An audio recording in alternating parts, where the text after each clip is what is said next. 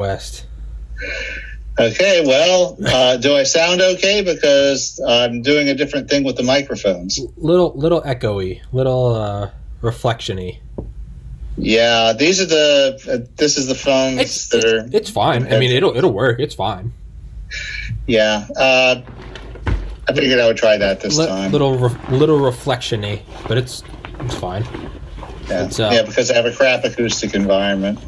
Roger, watch your fucking language. My God. I know Google might censor me or something. Oh, what a great segue into starting the show. Roger Williams, author of my favorite book, Metamorphosis of Prime Intellect.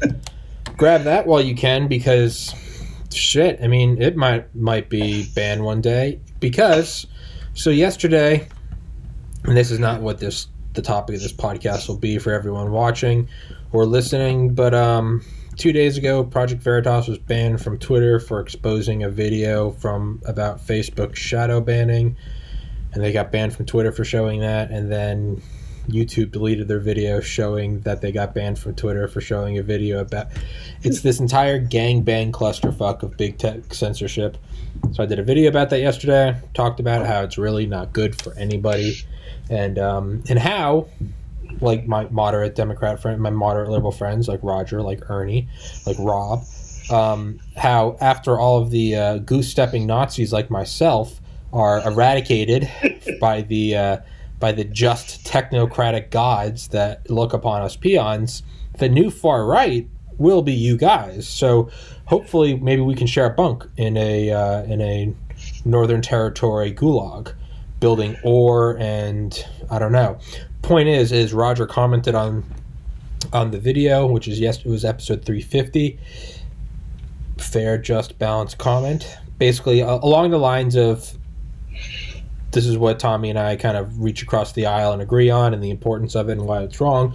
It was a great comment, and I saw it on my little YouTube Studio app, and I gave it the old Hardarushki and went and looked back at my personal YouTube, which is it's an account I've had forever, and I went and looked at the channel because I'm a loser. I go and like my own videos. But I went and looked, and I was just scrolling through the comments, and I was like, oh, where is it? Oh, no, I was like, I thought Roger maybe commented that on something else. Because I don't really look at what videos the comments are on. Because they just pop up. So someone can be like, fuck you, you're wrong. And I'll just heart it. And I'll be like, yeah, I don't even know when it is. It maybe from a year ago. The point of this whole rambling psychosis is... I noticed Roger's very fair and balanced comment about the bipartisan importance of censorship was censored. And he was shadow banned, and I didn't realize that, in a sense, I was shadow banned because I saw it, so I figured it went through. So I was wondering how you found out about it. Well, I went to a different... Which makes me now wonder, because shadow banning is when the person that posts it thinks it's up and no one else knows. Oh, I was a member of the site that invented shadow banning. Yeah. Well, the thing is I think that this is a new form, at least to me, I'm unaware of, that now the person that runs the channel, so let's say Roger says, Tom, did my comment come up? I go and check, and I go, yeah. I checked from a third account. Nowhere to be seen. So I went, and I found a way to kind of fight shadow banning. If I pin the post, pin the comment, sticky it yanks it out of the waters. It's like Saruman pulling an orc out of the mud. I find that I can rip a PC wrong think comment out of the murky waters of Shadowban and into the light. And I texted Roger and I was like, hey, your comment about censorship was censored. Yeah, I was sitting in the car this morning reading this and going, you got to be fucking kidding me. Some beautiful irony. Perhaps a red pill for us all. Because when my friends are like, Tommy, you're right, maybe we can reach across the aisle. And I'm like, yeah, sorry, your account was banned for wrong think. And they're like, what? And I'm like, welcome to the show. You're now a Nazi. You can get your complimentary Eagles pin. But I have now been talking nonstop for 4 minutes and 29 seconds. So Roger, what's up, my friend? Well, when I read that comment from you, that got me thinking. And of course, there's a huge difference in how the web works today versus how it worked in, say, 2002, sure, when I published my novel. And the thing is, I can't think of a better way to illustrate it than to talk about two political discussion boards. Okay. Democratic Underground on the left, okay, and Free Republic on the right. Sure. They consider themselves kind of rivals. And if you create an account on either of those boards and you talk too nicely about the other guys or criticize their guys too harshly, you know what's going to happen. Okay? Yeah, it's like no one is shy about it. But the thing is, you also know it up front when you sign up for your account. They tell you, this is the purpose of this site. Okay? More and better Democrats. We are Republican boosters, whatever. Okay? Sure. So you know who the people behind the platform, what their motive is. Yeah. And the thing is now with entities like Facebook and the not quite soup people that run a certain group of sites that might or might not be hosting this video, is they tend to feed you things that correspond to what you've wanted in the past. So if you're on their site, you might get the impression that you're on a similar thing like DU or Free Republic, where you're talking to people who agree with you. But what you don't get is what is the motive of the site itself, the platform. Because the motive of Democratic Underground is to elect Democrats. Mm-hmm. The motive of Free Republic is to elect Republicans. They're not shy about it. That is their motive. But what is the motive of Facebook? Actually, if we are, look, they lean politically right, but they shy very much away from that in day-to-day operations because they want those cool they want those Democrat dollars too. Mm-hmm. What they want is to make money. They want to target ads at you. And what happens then is now say on each of these sites, somebody leaves a post referring to Tibet as an actual country that has an independent existence. Okay. Now, a site, either of those sites, they may have 100,000 users. Okay. Half of, at least half of whom are dormant, but say we're very generous and say they each have 500,000. They're American based. Their users are American. If they have any people reading them in China, it's like you could fit them all in this room behind me. And it's unlikely the Chinese government would even notice that. Yeah. But on Facebook, you've got two groups, whatever they fucking call it on Facebook. Okay, you've got the lefty group that all sees lefty news and thinks of itself like Democratic Underground. You've got the righty group that all sees the same news and thinks of themselves like Free Republic. And those posts are left. The Chinese government is very interested in Facebook. It's very likely they have robots reading every post posted to Facebook. That's not a technically difficult thing to do nowadays. It's really not. No, that is possible. And so they see this thing, Tibet. Okay. Even though it's posted by Americans in America, directed at other Americans, the Chinese government calls up the Facebook people and says, you have this post that refers to a rogue state as if it was a real country. You need to do something about this if you want to do business in our country. And because Chinese market, baby. And because Facebook really wants that billion users, Facebook's really putting its legs up in the air. They have an incentive to actually do something about it. And I suspect, now, after you told me that my comment had been shadow banned, I went and looked back at it and realized that there is about 5 flags in there that in combination, the robot probably just went poof. So I have found, and because as much as I would like to paint myself as a martyr, and I'm like, oh, they've taken me down from my conservative views. I found a lot of it is just, just swearing, which I'm not for, that you can't swear. But okay, I mean, that's a pretty across the board. Sorry, I'm really fucking with my microphone today. But I get it, because that's a pretty across the board, right? They just maybe want to have less of the word fuck or sex, or whatever.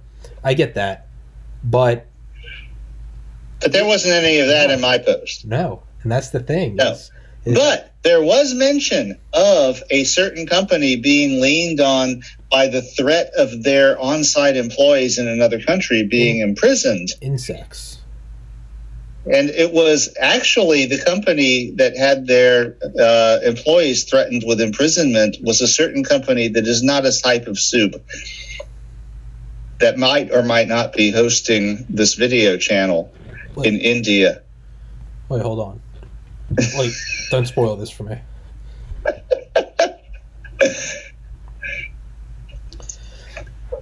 Can I just read your comment? Sure. Do you care? Well, I mean, I guess it's out in the public now. You've been painted as a far right fascist, Roger. I mean, if you want to, I'll read it. I'll read it. Damn it! It's all right. I will. Just know. I would be honored. Just know that you are now a right-wing fascist. I'll send you your honorary MAGA hat. Oh, I've been that since the 80s. Yeah, I'll send you your honorary MAGA hat, and you'll retroactively be charged for storming the Capitol. And I've always agreed with you about the evils of censorship. Back in the 2000s, when I published Mopey, Metamorphosis of Prime Intellect, and most of my other stuff, there were a myriad of discussion and sharing sites with varying and well-known biases, hosted by an equally diverse variety of network service providers. But because of that variety, none of them could shut a person completely down. The rise of Facebook, Google, and Amazon as the clearinghouses through which we get everything is very dangerous because it makes the whole country a company town. And in the end, what these companies protect isn't either freedom or fascism, it's their ability to stay in business and make more money. Lately, governments have begun to learn that they can lean on a few entities like Facebook, which are powerful, but not as powerful as a government, and make them bend over, in some cases by threatening their on-site employees with jail. And while I consider myself left-leaning, the far left is even worse than the far right about this. I remember the feminist anti-sex crusade of the 1980s, which created an absolutely bizarre and horrific alliance with the far-right religious whack jobs. I have a bad feeling that something like this is happening again because a lot of the publishers of more transgressive content have been purging their accounts or just getting banned, and it's not exactly clear why. We may have reached a point where it doesn't take a national security letter as it did to shut down Insects, a company, by targeting its credit card processors. It's now a tight little clique, which knows who owes who and what just does what they think has to be done because when all the players can get together in one living room to hash it out, agreements don't have to be formal or involve due process. See you tomorrow. Hail Hitler. Well, that was a weird ending. No, not the end. Hopefully see you tomorrow. Sig Heil Trump 2024. Huh. But no, but you're very, very right, Roger. It's like you're right when you get that. I was just talking about it with a friend today. The Black Chamber, which is the predecessor to the NSA. It was a thing that lasted for 4 years between 1915 and 1919, and it was basically we went to like big telegram, big postcard, and like all the big companies, and we're like, hey, we need to intercept everything because World War One, and they went in, but it was the heads of a couple companies, and like 5 people knew, and that was it. Mm-hmm. Well, that was also when we had the Alien and Sedition Act, mm-hmm. and people were put in jail for just criticizing the military draft. Jesus. First Amendment, much? Nope, not then. So, in fact, the famous quote about shouting fire in a crowded theater was about criticizing the military draft during World War I. And the justice, whose name flies out of my head as usual, who has said recanted it. He said that in retrospect that it was a bad analogy and he shouldn't have used it, because the idea was that by criticizing the military draft, you were jeopardizing the United States Armed Forces during a military conflict, and that was like shouting fire in a crowded theater. I could maybe see that stretch in the midst of a world war. Maybe. I mean, it's you're stretching. You're stretching. You're putting it between two fucking bulldozers and pulling. Well, and especially since no one knew why the hell anyone was fighting World War I, including the people who started it. It's not like World War II, where, okay, we were attacked. So there was actually, a reason to be fighting it. No one knew why anyone was fighting anyone else in World War I. They're still arguing about that today. Yeah. It was like you had all these interlocking treaties and shit, and it just was like it was this powder keg primed to go off as soon as somebody got, their handkerchief woven in their face or something. It's like it just expanded from there. Yeah. But the thing is, it's like I remember the 1980s, and you had the moral majority, the right wing, religious, excuse the term, nut jobs, who basically hated sex, and in the middle of, while that was ascendant because it was the age of Reagan, then you had this group come in from the far left that, of feminists who thought that basically looking at porn was equivalent to rape. And that sounds oversimplified, but no, it's not. That's basically what they thought. And they engaged in a years-long campaign to get laws passed against pornography and against they were it's hard, it's almost hard to describe. They were also sneaky. They did something other groups are doing now, which is they targeted local politics, where they could sneak in ordinances under the radar when no one noticed them, because no one pays any attention to municipal politics, right? And make it impossible for adult bookshops to continue to operate and interfere with the mail delivery of things and stuff like that. And they basically they teamed up with the far right religious guys. And this was like they had nothing in common, but they except that they hated sex, and of course they denied that they hated sex all over the place. The whole thing finally petered out. On the left, it was started by Catherine McKinnon and Andrea Dworkin, and it really finally sputtered out after Dworkin published her novel, Ice and Fire, which was full of sadomasochistic imagery. And everyone was just like, okay. And then she published Intercourse, which was a diatribe that basically argued that sexual intercourse itself was oppressive to women. Do you think that what would solve this is if we got the far right and the far left to take some ecstasy and have an orgy? I think they would both have aneurysms and just drop dead. Well, either way, the end goal is the abandonment of those crazy people. I know your advocacy of X as possibly a solution to all of this. I don't know. These people were crazy. They're crazy. The people on the right were crazy. The people on the left were crazy. Yeah, they were just knucking futs. Yeah, I think with people like that, there's got to be there's something deeper than no pun. Oh, there was very definitely something wrong with it. It's like I don't know what Actually, I was raised Southern Baptist, so I have some idea what was wrong with those people. Sure. But what's wrong with people like Dworkin and McKinnon? Catherine McKinnon was a lawyer, and she had this slideshow that she would go around to all these cities with, and it was infamous because of the way it mixed up imagery from horror movies and crime scenes and all, and depicted it all as being BDSM pornography, and which was, even she had to know it was a lie. You couldn't assemble that without knowing it was a bunch of horse shit. But for some reason, they thought that this was a worthwhile endeavor. And, after Dworkin wrote Ice and Fire, then there was a lot of thing.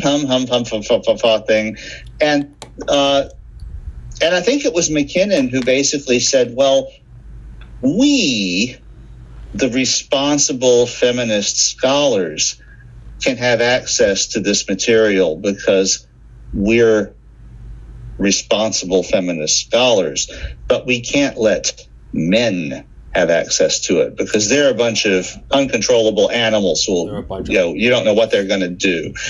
And it's like it took until the mid 90s for the whole thing to finally become so discredited that it sort of like slunk out of it. Never completely went away. I think McKinnon is still out there doing it, but but they had a lot of currency in the day because the far right, and of course the right was in ascendancy during the 80s. That was the years of Reagan and Bush 1, and so they had a power, and these guys were from the left, and so they were going, oh, bipartisanship, we got something we can agree on.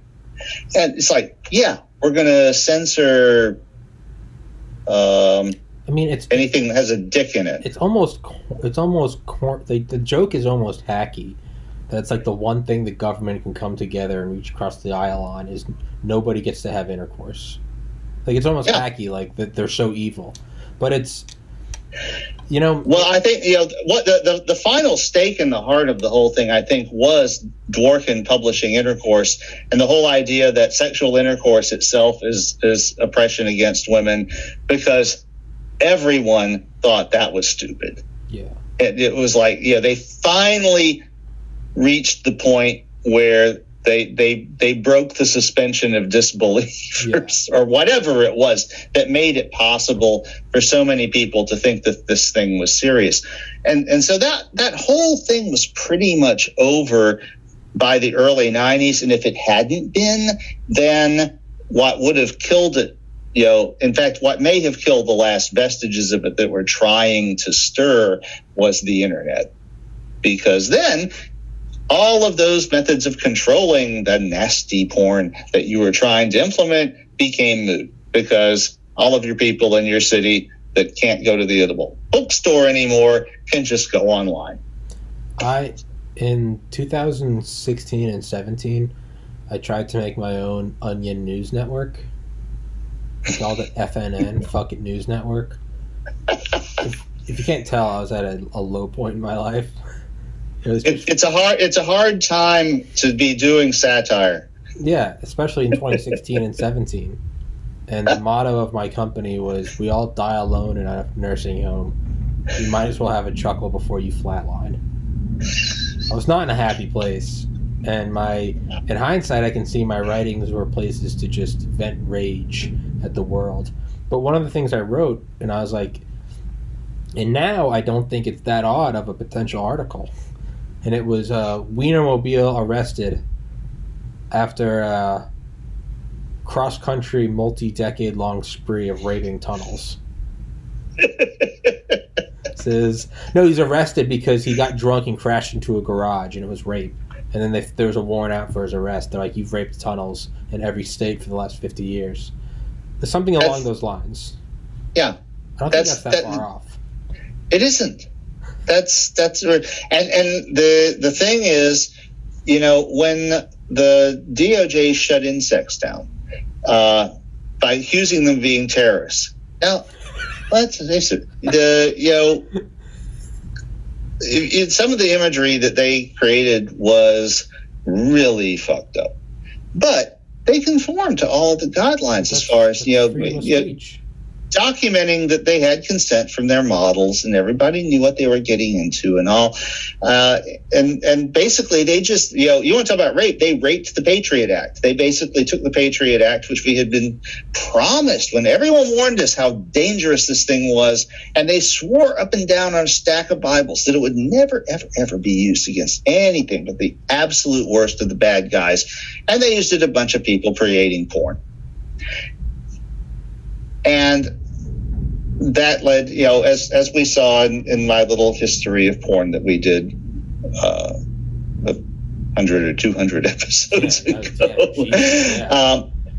But that led to the modern thing. But there's something going on right now, because things like Google censoring that comment that I put up is not the sort of thing I think they would have done even 6 months ago. And I've noticed, I've heard people telling in other venues about comments disappearing and accounts being purged and users being just purged and disabled and all.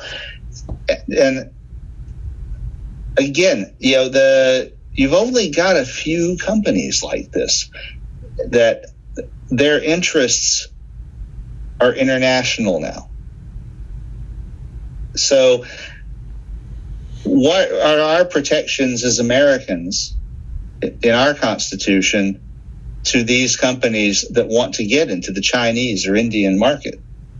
If the Chinese or Indian government come to them and say, you hosted this comment that we do not like, that you need to do something about this, or you need to do something now, ching ching chong. Yeah, so that was an accurate representation. Oh, you know the big World War II propaganda cartoons of Japanese people. Yeah, the teeth and everything. Like, Uncle Sam. You're just like, Jesus. Every American is a square-jawed guy with great pecs. But yeah, no. Of course we are, right? Yeah, of course we are. But yeah, no, it's, you have to, what is the trade-off, right? That you get to operate within the borders of the United States with the infrastructure behind the safety net of a first world nation. Yeah, sure, you can prod fun at that all you want, but safer than the vast majority of places in the world. Do you get to sit here and, have speech here limited because of a foreign nation, perhaps over something arbitrary like a woman showing her midriff, or perhaps over the recognition of Taiwan or Tibet? And that gets us back to the thing that I was talking about at the beginning. If you take actual independent websites like Democratic Underground or Free Republic, they're not threatened by anything like this. There's nothing the government of China could do, even if they cared, because they're in America, their clientele is American. Even if the Great Firewall of China decided to block them, that would barely scrape their standard of living. It's like, well, okay, cool. You can't get to us in China anymore without a firewall, without a VPN or something. But Facebook or Google takes that very seriously, because they want that billion people in China. They want that billion people in India to be their customers. And they want to be able to target ads at them. And when those governments come to them and say, you can't be admitting that, you can't be claiming that this rogue state is an actual country, then they have, if not an inclination, definitely they have a motive to take that seriously, which the smaller websites that were the entire, in 2002, the smaller websites, those were the whole thing. There were dozens of others. If you wanted to talk about crocheting or a model railroad or amateur radio or, or space or anything, then those would all be separate websites. They all had their own thither and thon and their own community standards and everything. And if you pissed them off, then you were kicked off. But on the other hand, you could go to the next one down. But nowadays, we take it for granted that all of those interest groups are groups on Facebook. Or Reddit. Or Yeah. Now, I will say, to their credit, Reddit was very late to the party as far as bending the knee. That was like a primary thing with them. It was good for a while. Yeah, give credit where credit's due. But the problem is because they're so big, they're a big target. They took $300 million from Tencent, which is owned by the CCP. That whole part. So eventually, though, they were got to, as it were, and you had to deal with it. So this is the problem: is that where before we had dozens and dozens of entities that all had their little rules and shit. Now we've got a few major players that are hosting these groups that used to be their own independent entities, but now they're not their own independent entities anymore because they're a Facebook group or they're a subreddit or a YouTube channel or whatever. And if the overarching, and none of them are really aware as they were. It's like, yeah, if you join Democratic Underground, when you create your profile, when you create your account, they let you know, we have rules here. Here's the link. You can't criticize Democratic candidates. Yeah. You can't trash other users. It's like they list them out very carefully. Yeah. And I would often get shit on for on Reddit before it was banned. The Donald, which take a wild guess, was about Trump. However, as much as because I was banned from there, just full disclosure, I was banned from before I was banned from Reddit. I was banned from the Donald, but on the sidebar on the Donald. What I did at the very least appreciate was the number one rule: Trump supporters only. Yeah, they let you know what their bias is. When I would get kicked out of our politics, they would, and I would complain to the mods, they would say, well, we see you're active on R the Donald and you don't care. I say, they openly tell you that it's an echo chamber for Trump. You guys aren't saying R Biden. It says R politics. Yeah. That was my qualm. Yeah, and the bigger problem, though, is that our politics and the Donald are both part of the same platform whose motives you don't know, which are not stated. And when they come and say, and you don't even freaking know why. It's like, what, and it's because the government of China said you can't say things about Thailand. It's like, where the fuck did that come from? Yeah. But they don't even tell you that. No, you're just gone. It's just, you're just gone. Violating terms of service. Sorry, gone. And you're not gone just from that group with a bias whose bias you knew you were violating. You're gone from the entire ecosystem. I still can't, I cannot, I told you, I had all of my accounts banned. I waited 6 months and I started a new account last week. I can't comment on any subreddit. Well, actually, sorry, they let me comment, but they're all shadow banned. I commented on R sharks. I uploaded the video of the guy that I interviewed that swam with sharks. There's 200 people in that subreddit. It's about sharks. Yeah. Shadow banned. Well, I know that I'm not globally shadow banned on YouTube because I comment occasionally on other things about entertainment and stuff, but I might have to You need to make an alternative account and you got to go check up. Yeah. Well, no, because I've gotten responses. Yeah, so that wouldn't happen if they were banning all of my stuff. Correct. So you do have to go check now. You do have to go check on things you don't get response because it's a head fuck. Now you just don't know. Did I just make a boring comment and no one responded, or did it get shadow banned? Yeah, I mean that's you're right. You have to go check everything because now when I post shit, now I'm like, did I get shadow banned or was it just legitimately a shitty episode that I put out? And I'll go look at it and it won't be shadow banned. I'll be like, oh, that was nobody liked it, but I'm okay with that. I'm like, okay, but you have to go check everything now because you don't know, are you shadow banned or did you just suck?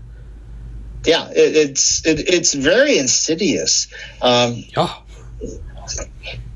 So that's where we are now, and there's a person named Pat Califia, who is one of my favorite really, really, really transgressive authors. She started out as a lesbian dominant sadist, and she published some really whacked stories, but she also published some really good nonfiction. Her very first entry into public life was an article titled "A Secret Side of Lesbian Sexuality," which was published in The Advocate, which is the magazine for gay people. And the very first line was, "I am a sadist." And it's like, okay, that was like a little jolt of caffeine. Sadist is sorry, for my own retard. Sadist is inflict pain on others, correct? For pleasure? Yes. Okay, masochist is self. Yes, well, yeah, the opposite is a masochist, someone who wants pain inflicted on them for sexual gratification. Okay, all right. Sorry, go on. So she published this article about what drives her and how her sexuality worked and how she hooked up, and it was fascinating. She lost her job over it, but she went on to publish a couple of books and a couple of and quite a few articles here and there, until I think it was in the mid or late 90s, she realized that she was actually transsexual, and she had a sex change operation and realized she was actually a gay man in a woman's body. So he, at this point, wrote this article saying, sexuality can be really complicated. It's like, man, that'd be like me transferring to a woman and then saying I'm a lesbian. And be like, dude, you're just trying to hook up with girls that you couldn't hook up with. Yeah, so I remember very memorably. She had back when she was but when she was still Pat, that when a gay man and a gay woman have sex, it's not like heterosexual sex. Now, haven't been there, can't do that, but all right, interesting. Does she mean like physiologically? No, physiologically it is. It was. Well, I think she meant that psychologically, okay, the interaction was not the same that it would be. I would imagine. I imagine psychologically, it's already a Wild West up there, but just yeah. But anyway, she wrote a story in the late '80s called "Oh Happy Day," set in a dystopian future where the radical feminists had won, and the protagonist was a gay man incarcerated in a concentration camp with, and it was other gay men helping to do the chores of the camp as people were being brought in to be euthanized or whatever. And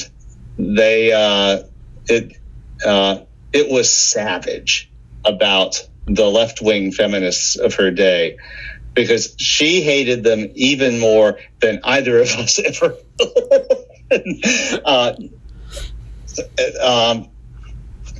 And of course, in the end, everyone died. So it's like, yeah. So what always happens.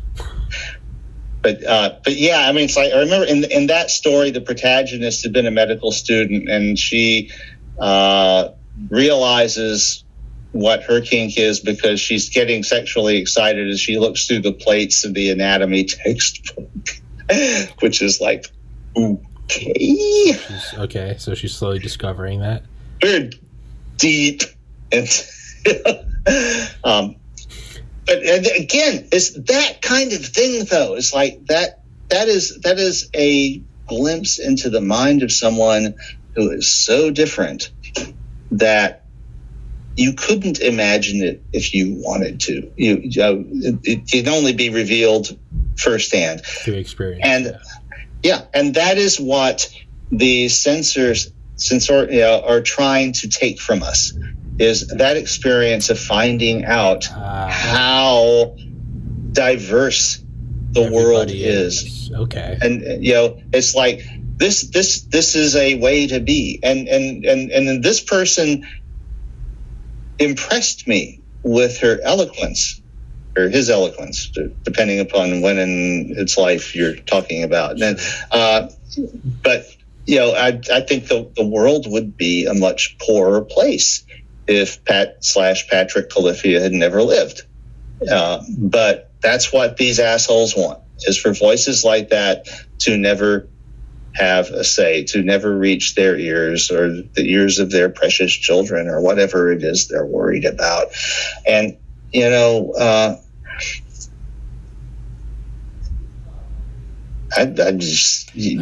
mean, if we learned in Vietnam that you can't carpet bomb an ideology, if you can't carpet bomb it through, what was it, Operation Rolling Thunder, Operation Linebacker, I mean, the millions of tons of bombs we dropped from B-52s, we couldn't bomb an ideology out. What the hell makes you think that some blue check marks shadow banning you is going to stop it? No. When I published Mopey, I actually put an age warning on it, and all kinds of paranoid shit. It's like, be careful, It's blah, intense. Blah, blah. That's why it's my favorite book, is it's intense. Yeah, well, when I wrote it, my mood was no fucks left to give. Which is why it's my favorite book. There's nothing held back. And, but every once in a while, it's like I got an email about 10 years ago from a guy who said, it's like, I read your book when I was 14. It was right there. It's like, oh, shit. Okay. And because of that, I am now in one of the most prestigious artificial intelligence graduate programs in the country. I just wanted to say thanks. And I'm like, part of me is like, wow, and part of me is horrified, because it's like, I didn't mean to reach out and like grab this young person and pull them into a different life. I'm taking that clip right there. When Mopey blows up and you become the next fucking J.K. Rowling, I'm just clipped right there. I didn't mean to young out and grab this young person. Ching, cut and paste. Here's your MAGA hat. Join the right side, Roger. You're a Nazi now. Sorry, but yeah. But I just wanted to tell a story. It's like, but one person's story is another person's life-changing experience. Yeah, and you can't have a world without those life-changing experiences if you want to also have stories.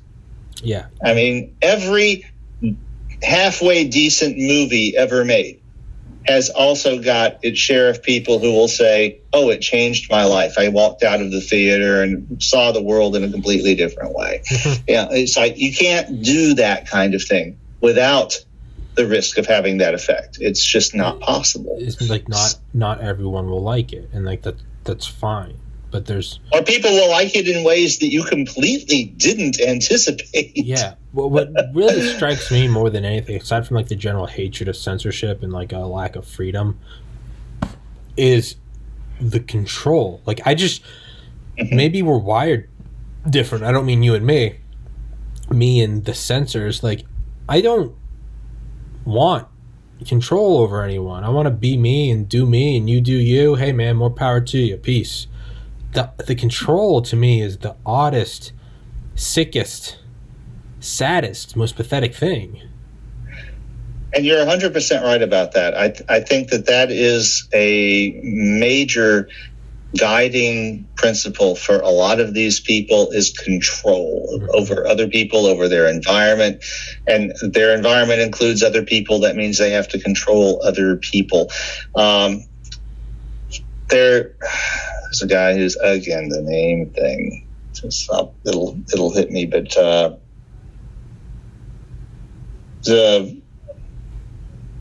Heinrich Himmler. Prominent critic of technology, and but he wrote a book called Time Wars. Ted Kaczynski. And there's no.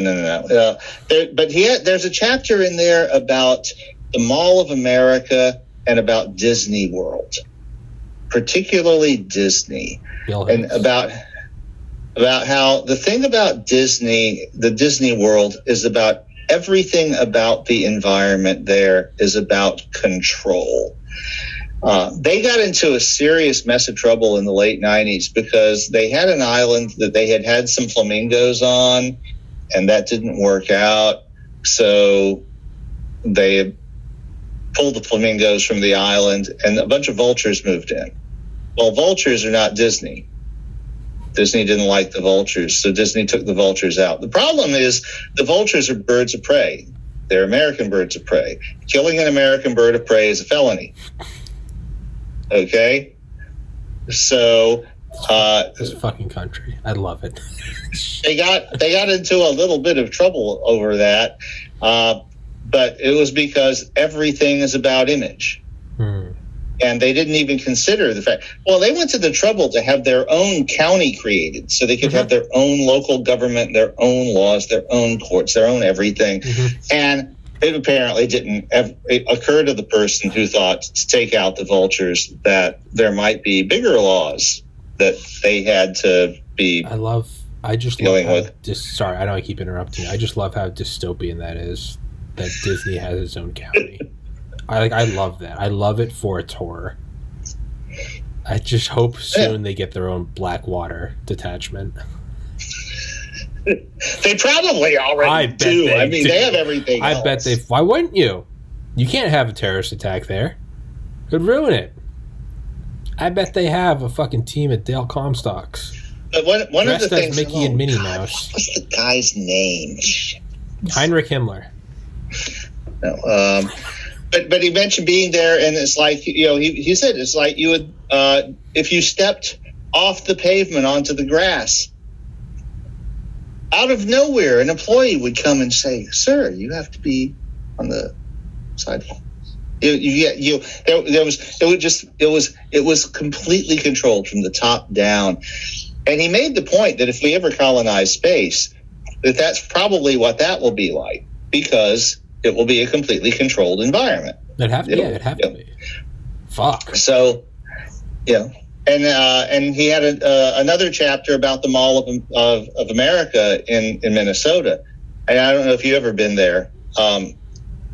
I actually flew into one of our manufacturers in Minnesota and had a few hours to stroll around the Mall of America myself. And it's like,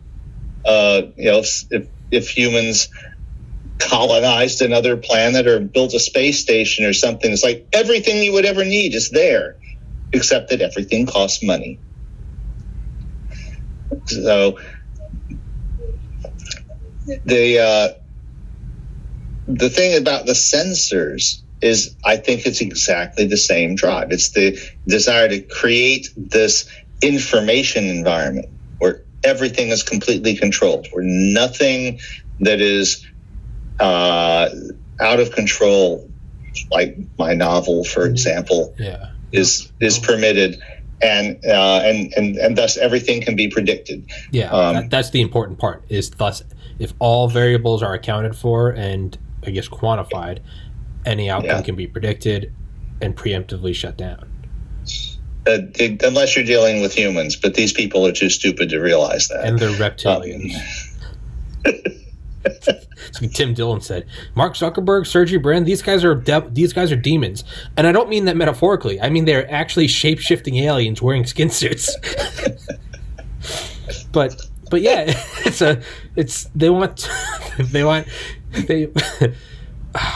I feel like I gotta stop listening to Tim Dillon because it's slowly getting to the point where I don't have any original thoughts. I just regurgitate Tim Dillon. All right, I have got to figure out this guy's name. Yeah, find it out. I can see I can visibly see it's bothering. I'm just like,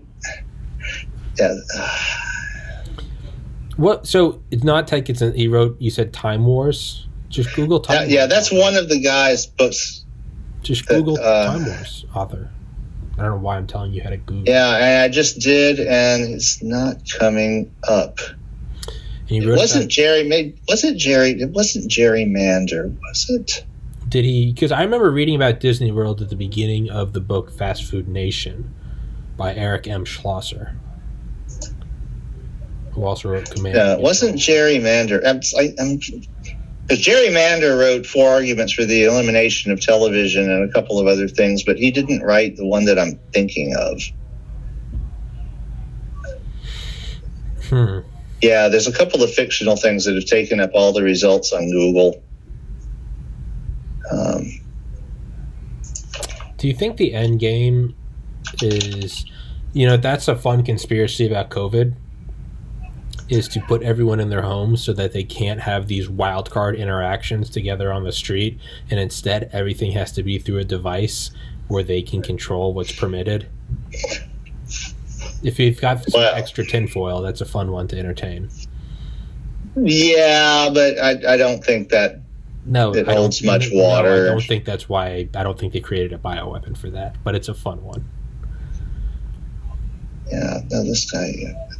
This is driving me nuts. All right, whatever. All right, but anyway, the point stands is like these, Disney World, Mall of America.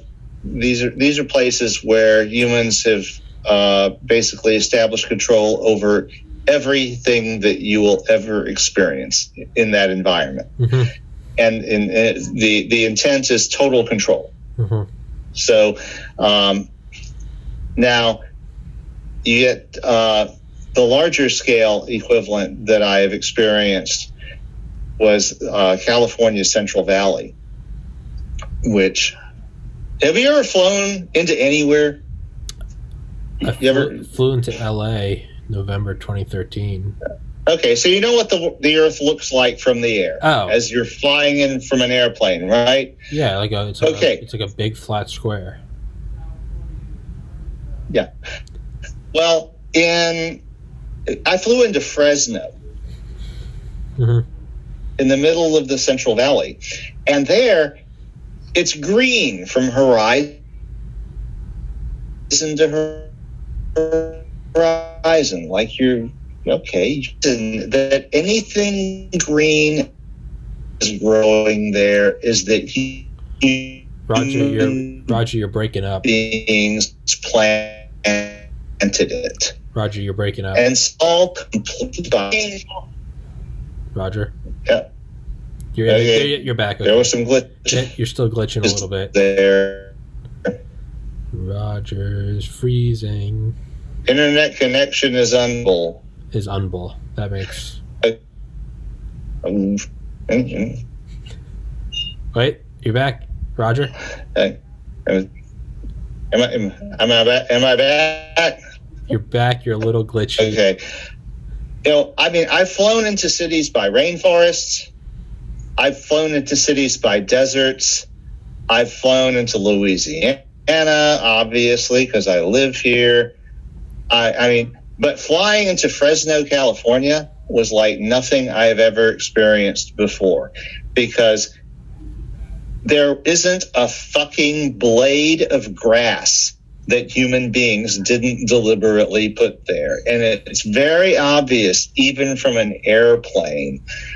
And this was my thought as flying into the place was like, if human beings ever terraform another planet, this is what it's going to look like. Yeah, it's going to be which is pretty close, because we pretty much did terraform the desert of California's Central Valley. Have you ever seen the movie WALL-E? Yes. The Disney movie? I think that's a lot like what the future is going to be like. I do. Yes. The spaceship and the destroyed Earth. Yeah, and a robot running around piling up all the garbage. Yeah, one robot doing that, and then a bunch of fat humans that can't stand up because of microgravity and overweight, sitting on floating chairs with screens right in front of their eyes, and they just... It's the most subtly dystopian movie that I think I've ever seen. There's made for kids. Jesus Christ. And then where do you go see it? You see it in a movie theater, sitting in a chair, eating shitty food, watching a movie about people sitting in chairs, eating shitty food. Which I did. Yeah, me too. I saw it in theaters with my friend Alex. Yeah, I stayed up he and I stayed up all night, and we went and saw it the next morning drunk. Like 18, like real adults do, right? I don't know why we did it. No, but yeah, and the thing is, I got fed up like when the credit roll started and walked out, because it's like it started to see. Well, it's like, well, they're going to redeem this, and it's like, no, they're not going to redeem this. It's like as far as my headcanon there is, everybody died. Mm-hmm. That was the only possible ending, and I mentioned that on a left-leaning discussion blog, and everyone was like, oh, but you should have seen the credits. They had these little, it was in the distant past, and they had all these fresco panels showing how they learned everything again and all. It's like, no. It's just like, after what I saw on the cruise ship, that's like, no, they all died. That's the way it ended. They went into a star. That's how I saw it. Yeah. They came back to the Earth, and then they all died. They couldn't deacidify the oceans, and it just ended. They couldn't hack it. It's what it was. I don't believe that these people that were that worthless, paid from human cattle. Yeah, I don't believe that they actually got back in shape and started a society where they actually had to plant things and shit. Those people didn't roll up their sleeves and become like a Dick Prenneke or a John Wayne or some shit. They died. No. They died out of their climate-controlled anti-gravity chairs. Yeah. The two that actually were capable found out that two people are not enough to start a society. No, they were wiped out. Yeah, they lived the rest of their days. They were probably both women or something. Yeah, no, they're probably euthanized by the AI on board the ship. Dude, this is a conspiracy I've talked about with, she's been on here before, Bethany. We've talked about what I think is the conspiracy of like something like Neuralink, right? It's kind of like Gregor Mendel, right? With directioned breeding. We see it with dogs or, whatever, animals, where you don't kill those that have a certain trait. What you do is you breed it out to where that trait is no longer possible.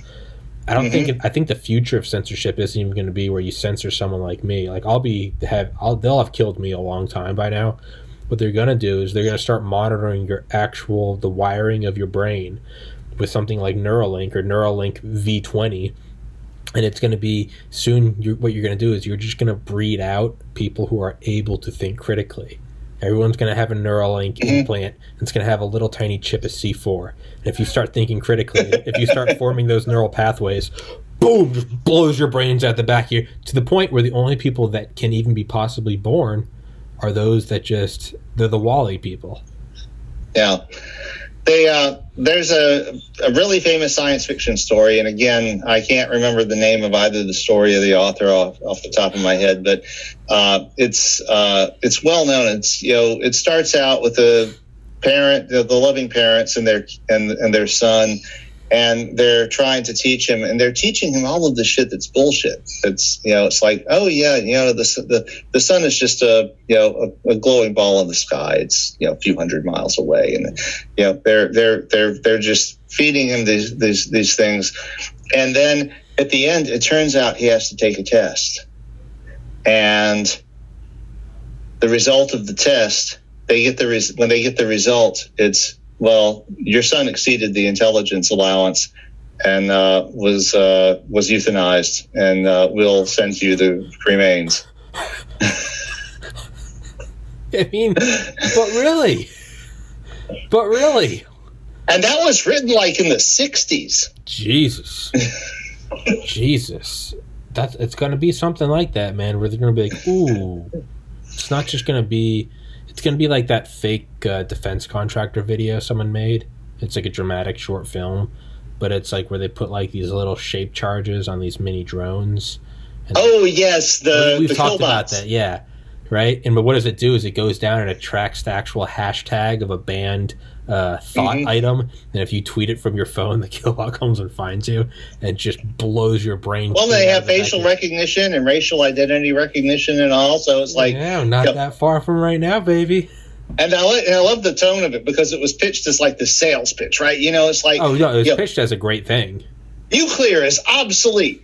You know, $20 million gets you, and then the C-40 comes over and the hatch opens and there's a bazillion of them. It's like enough to kill half a city. The bad half.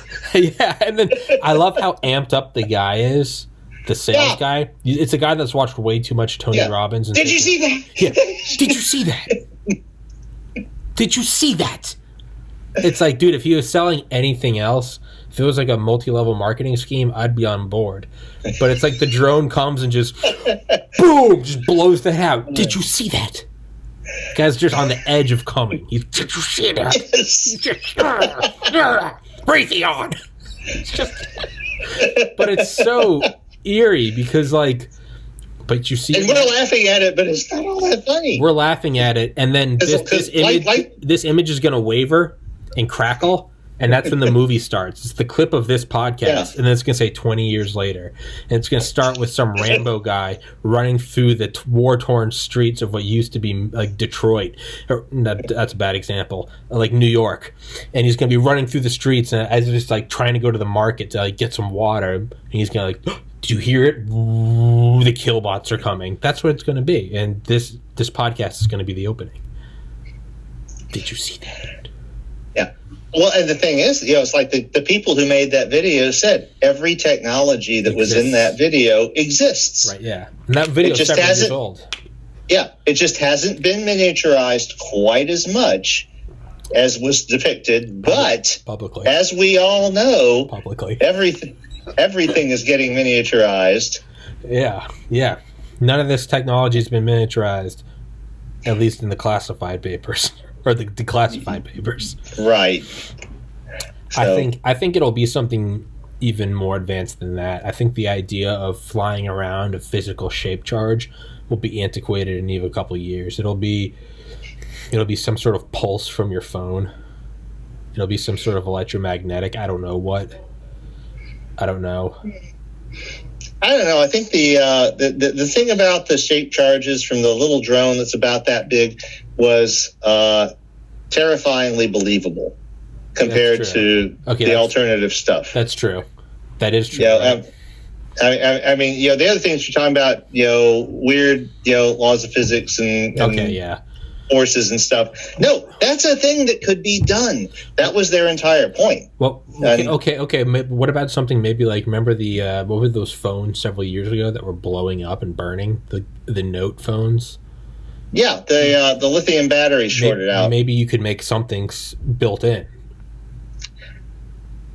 Yeah, well, if you had an implant, then that would be a really bad idea. Fortunately, I don't think any of us are equipped with those just yet. Imagine getting Neuralink and then tweeting something about Tibet. Oops. You really trying to do that?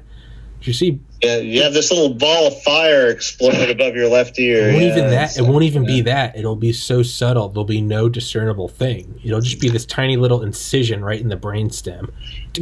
You'll just die. And instead of getting suicided, like in Epstein where he clearly was killed, it'll just be, was it a suicide? Because why do that? Why not just take control of the motor cortex and then just have you walk into a street like some weird, like the bug guy from Men in Black? Sugar, water. You see Tommy over there? It was weird. He went on this really long transphobic pro-Tibet rant last night, and then he walked out in front of a freeway where a Tesla just so happened to conveniently swerve and hit him. Tibet. There are two genders. Our terms are agreeable. Yeah, right? There are two genders. Donald Trump won the election. Just boom. I mean, there are two levels here. You know, it's like you can have fun playing with the conspiracy theory level about, you know, what Area 51 shit is out there and all, but actually what the drone video is about is what actually is physically possible with existing technology. We don't need the fucking aliens anymore. We don't need the UFOs and the anti-gravity. Yeah. I mean, it's like that's actually possible, even without the conspiracy theories. It's just a thing. It's like everybody being tracked. Every vehicle in my company now has a GPS and a camera. We were told January 1, you've got to install the camera in your company car. Okay. They didn't tell us that the camera also yells at you if you're going too fast or if you stop too hard or stuff like that. That's so... and of course they know everywhere you go because it's like which is okay. It's their car. I get it with a company car like that. Okay, but it's like I've had people here. They have these programs now. The insurance companies will pay. Will give you a discount as a private person if you install the app on your smartphone that lets them track your vehicle, but it also lets them track everything else that you do. Basically, these things can track everywhere you go and remember it. And, if you ever use like the Google Maps traffic view, yeah, it's cool as shit, isn't it? Popular. You know where they get the data, right?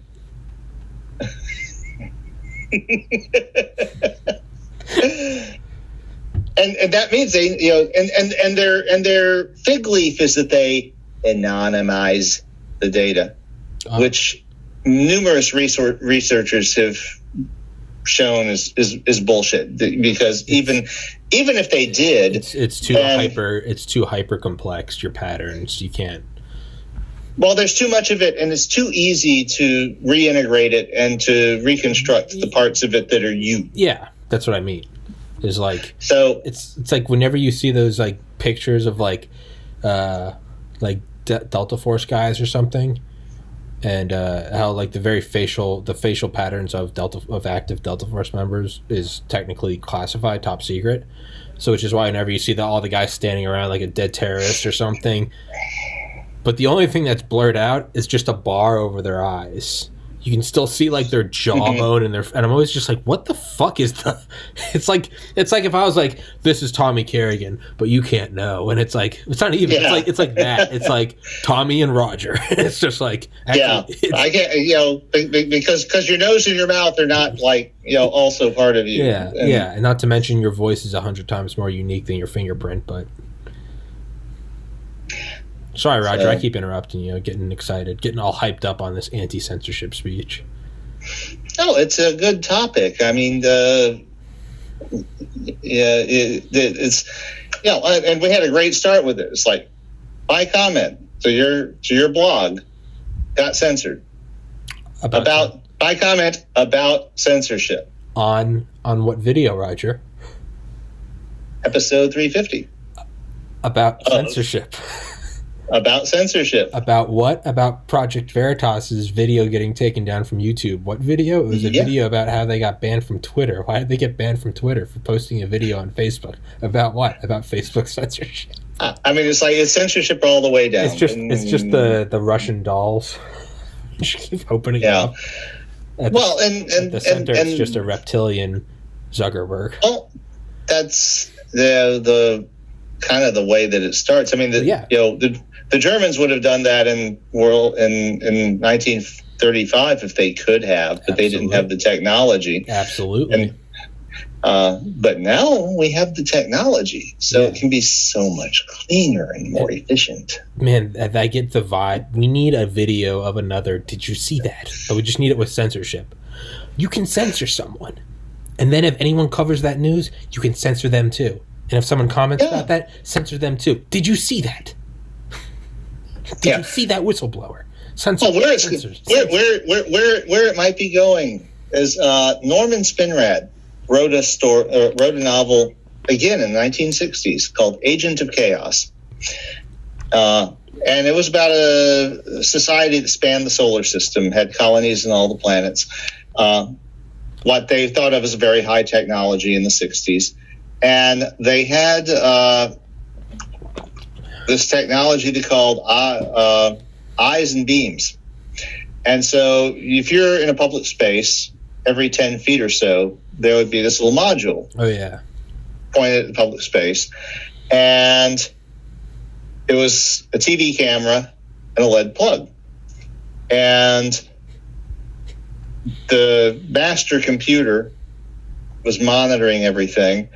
If it detected an unpermitted act, because there was a finite list of permitted acts, and if it detected an unpermitted act, then it would blow the plug and kill you with a beam of radiation. Boom. Okay.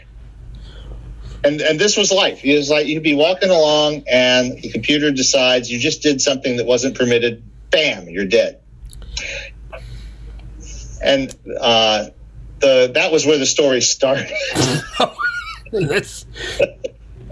You got to think, though, right? With all these dystopian futures where it's like we are just so disposable to them, at a certain point, you have to wonder, why are they even keeping us around? Again, Tim Dillon, he was like, someone's like, why are they even keeping us around if they just want to censor us and control us? So, like, what is our value? And he was like, I don't think much. I think very soon as robots are scalable with a moderate AI, we're going to get COVID part 2. And it's not going to have a survival rate. It's just not going to have one. There's going to be no survival rate. I think they want us because right now what we are. Yeah, well, they need our labor. Well, right now what we are is we are very cheap AI, right? We are very cheap Boston Dynamics robots. We come with a pre-programmed AI. You don't have to grow us, right? All you got to do is just get a woman pregnant. It grows. They can turn McDonald's into a person. It's very streamlined, right? We already know how to do the whole birth thing. We've got hospitals set up. We already have the schools where they get their programming. Right now, we are very cheap AI to them. The second they can replace us with carbon fiber, solar power, or algae-driven machines that don't break down, don't need days off, don't ask to be in unions, don't watch TV, they don't Google search questionable terms, they're going to get rid of us. So, whereas I used to look at us as like robots, as dumb versions of us, I think we are now low-tier AI drones. The second they can mass produce these things that don't die, they can be in the elements or in outer space. Yeah, I don't doubt that you're right that there are people who see it that way. How long? How long do you think we have left as meat workers?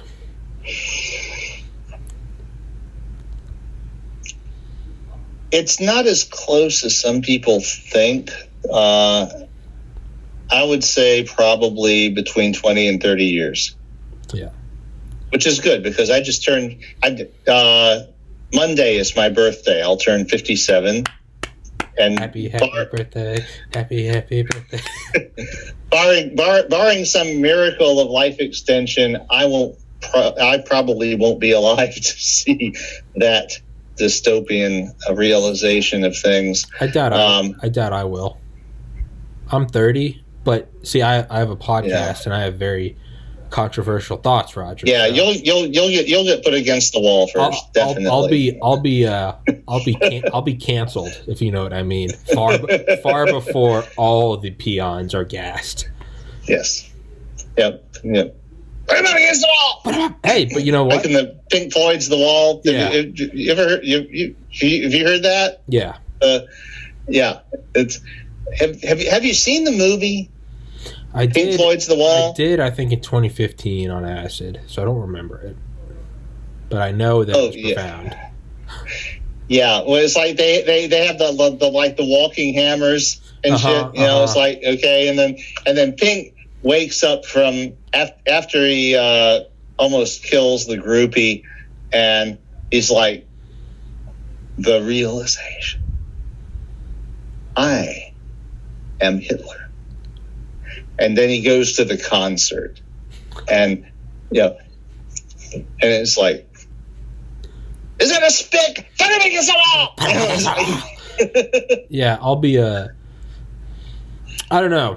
If we keep going down this dystopian future, I think they'll knock me off. They'll cancel me. I would say I'm off YouTube before 2022. Yeah. I would say. Hey, you talked to your investor today. Did you warn him of this problem? Mm-hmm. That's why I love him, man. He's like, fuck yeah. It's like, fuck yeah, burn this bitch down. You think I'm patriotic? Meet him. Yeah, I don't know. I think I'll be off YouTube before, but I only have one strike. Actually, I don't even have a strike. I just have a warning from YouTube. That's it. Well, yeah, that's. But the thing is that all of these platforms, like YouTube, which is part of Google / Alphabet / whatever the fuck else they're doing nowadays. You basically. Sorry. You've got them. You've got Facebook. You've got Amazon. Facebook. You've got Twitter. Yeah. They knocked off Parler. Parler was, They shot that in the knee and threw it in a ditch. Yeah, can't have no competition when we're the boss in this town. Oh, this town's only big enough for one zone of thought, boy. I see you. Yeah. I see you don't think them white boys is devils. We can't be having that. Well, it's not even about I don't even think it's about the zone of thought. I think it's about encroaching on their intellectual territory. You do you? Yeah, it's like you can only have one social platform. You can only have one dinky Twitter-esque social platform. You can only have one video platform. Ooh. You can it's like you encroach on it. The thing with Google is that for years I've been saying that, of course, when they were founded, their motto "Don't be evil." I mean, it's comical. Don't be evil. It's comical. Well, I said around 2010 that I thought that they had quietly dropped the word "don't."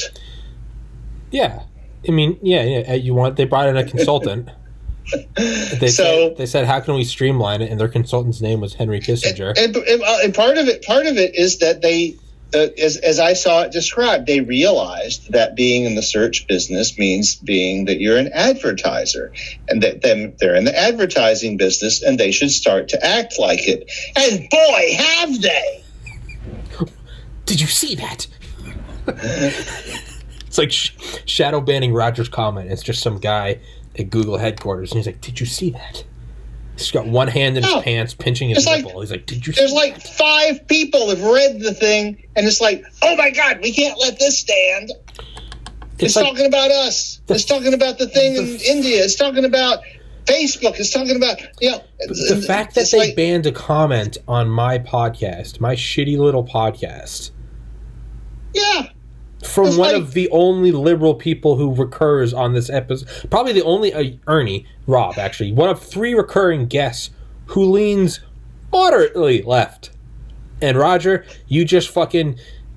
I'm in the gulag, and you just gave me some bread through the concertina wire. And fucking... Who's the guy in fuck, what's the name of that... What's the name of the sniper? Fuck, is it Schindler's List? Devil's Arithmetic? Who's the sniper? You know what I'm talking about? The black and white movie? Fuck. I know who you're talking about. Yeah. It's like TH something. I can't do names. I think there's something wrong with hippocampus or something. I think I have Alzheimer's. Fuck. Because I just watched a Family Guy clip making fun of that. I think it's Schindler's List.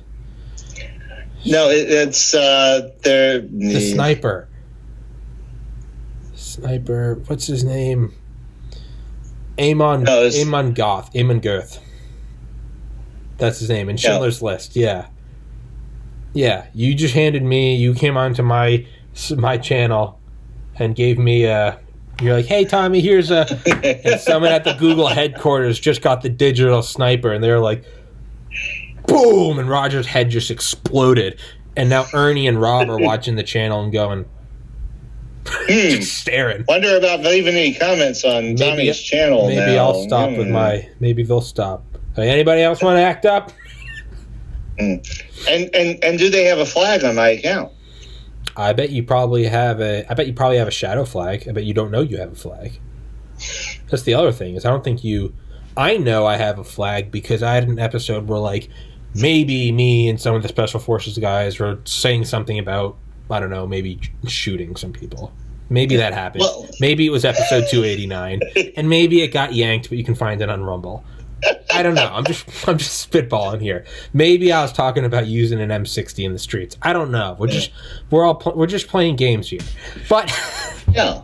okay, I get it. Your platform, take it down. You know what? Okay, I agree with that. I probably shouldn't have said that. I don't know where I'm going with that. What I'm trying to justify now.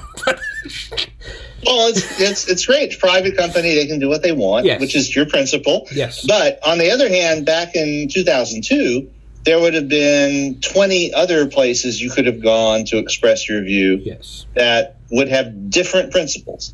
That wouldn't all be. But now, if one of these mega uber-all entities like Giganto Globocorps decides that your opinion is not correct, then you're gone from all of their channels, from all of the groups that exist on them. And it's like it's like in the 19th century, if you got blacklisted by the railroads, you couldn't get a fucking job doing anything anywhere. And that's right, and that's where antitrust stuff comes in, right? That's where it came from, yes, and unions and a whole bunch of other shit we take for granted. Man, you know what? Well, no, it's one of my favorite conspiracies. Is Donald Trump's actually part of the deep state, and they brought him in there because they needed a way to get liberals to fight against free speech. So they brought in Orange Man, and they got these people that traditionally would march in the streets saying it's freedom of expression to start screaming for censorship. And now, as we move back towards the left, now we have the right saying, well, I don't forget what I was going to... Now we have people on the right... Actually, no, that's a bit of a head fuck, because now we have people on the right saying we need to break up these tech monopolies. Yeah, what the fuck's going on? Yeah. What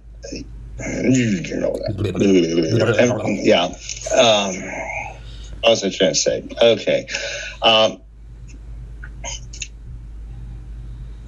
The whole thing about being, censored is, they can do that, but where does the backdraft come from? The whole thing is it's so. Where's the what come from? The backlash. It's How can there be a backlash? Well, and part of the purpose is to prevent that, but there's always been one, and so far, every time in American society that someone has tried that, something breaks through.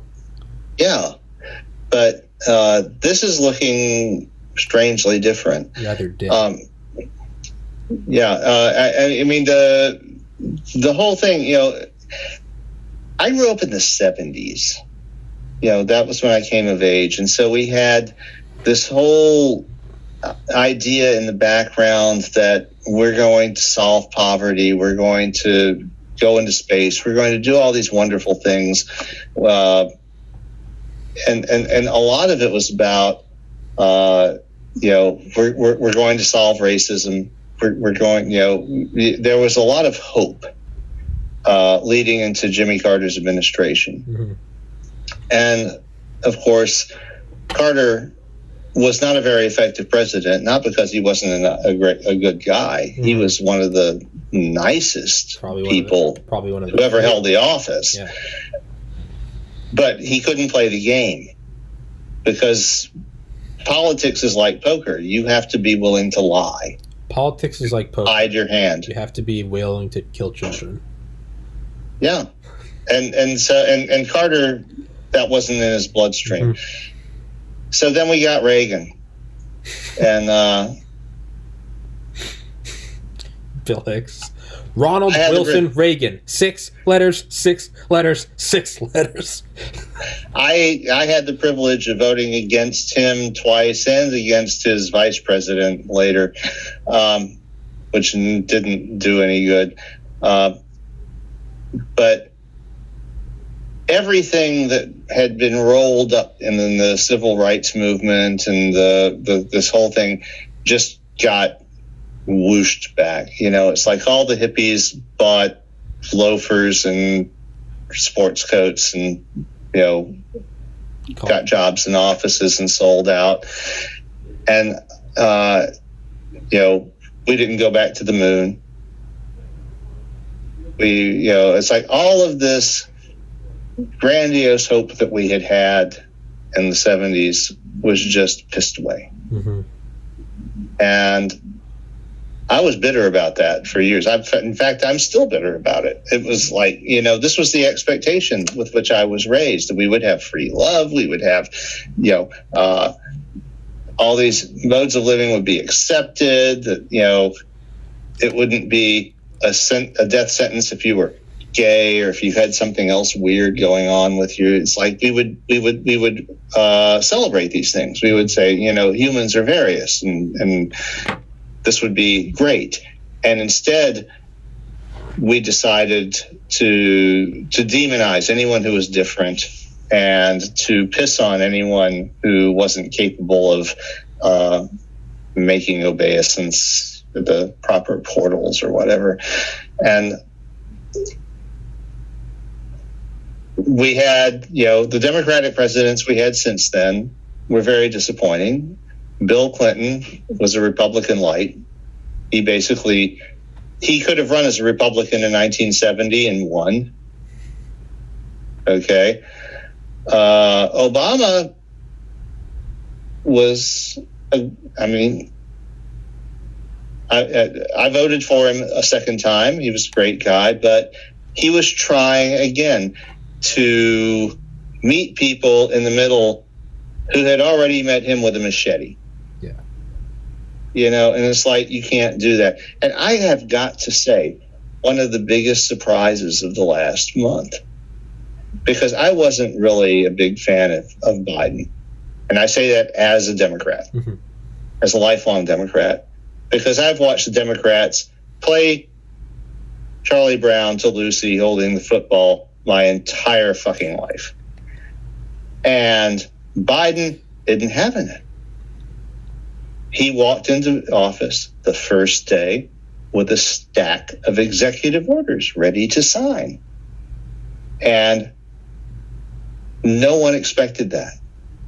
Because it was like, well, we have to, appease. And he was like, nope, we're gonna undo this shit that Trump did. Period. We were elected. We won the election.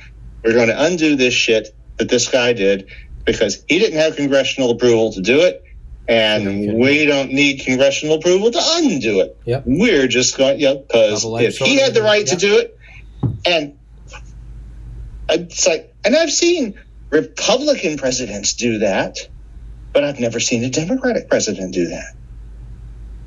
It's like, well, there must be something about being 107 years old that maybe there is one positive takeaway from Trump.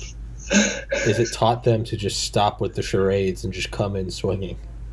I think that there is something to that. It's necessary, because when you've got people like Mitch McConnell who are just going to just like fuck Mitch McConnell. Fuck Mitch McConnell. Sorry, his wife's father is the chairman of the board of the largest defense contractor in China. There are some interests there. Sorry, go on. But he also fucked over Congress and destroyed the Senate.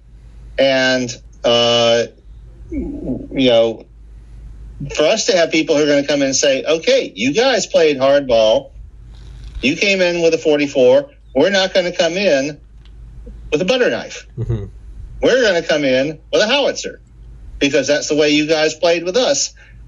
I'm like, show me more. Did you see that? Did you see that? Did you see that?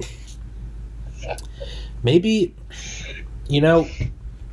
I said this back in like March of last year, maybe May, I don't know, one of the blurs of 2020. As I said, the thing I liked most that I saw about Biden, the only thing I saw that I liked was when someone's like, you're trying to grab our guns. And he's like, you want to go outside? I'll kick your ass. And everyone's like, what the fuck is this?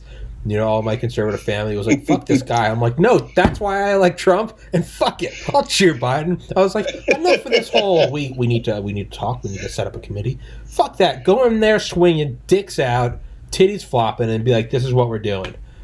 It's the only thing that works anymore. Shit, I'll take it. And it's like, we finally got a Democrat who's doing that. I'm like, okay, so I'm nominally a Democrat.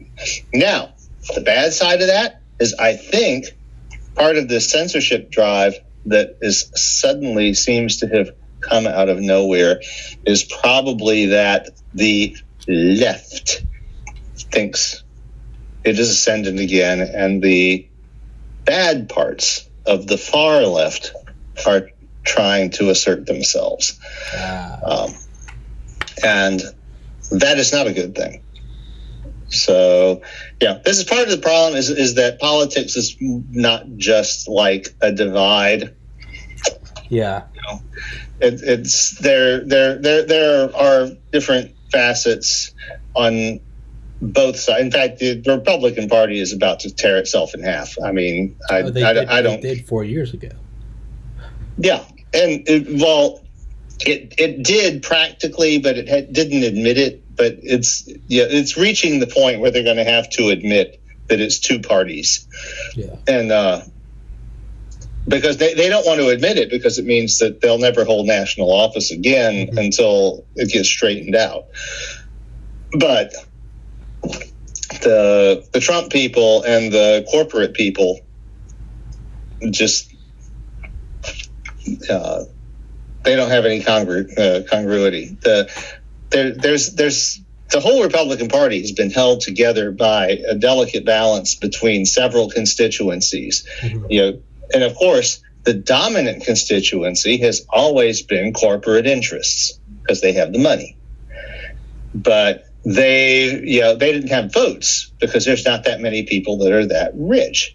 So they had the religious people, because they promised them that if you hang on with us long enough, you'll get that theocracy you want. And we'll do something about this abortion thing. Do something about them abortions.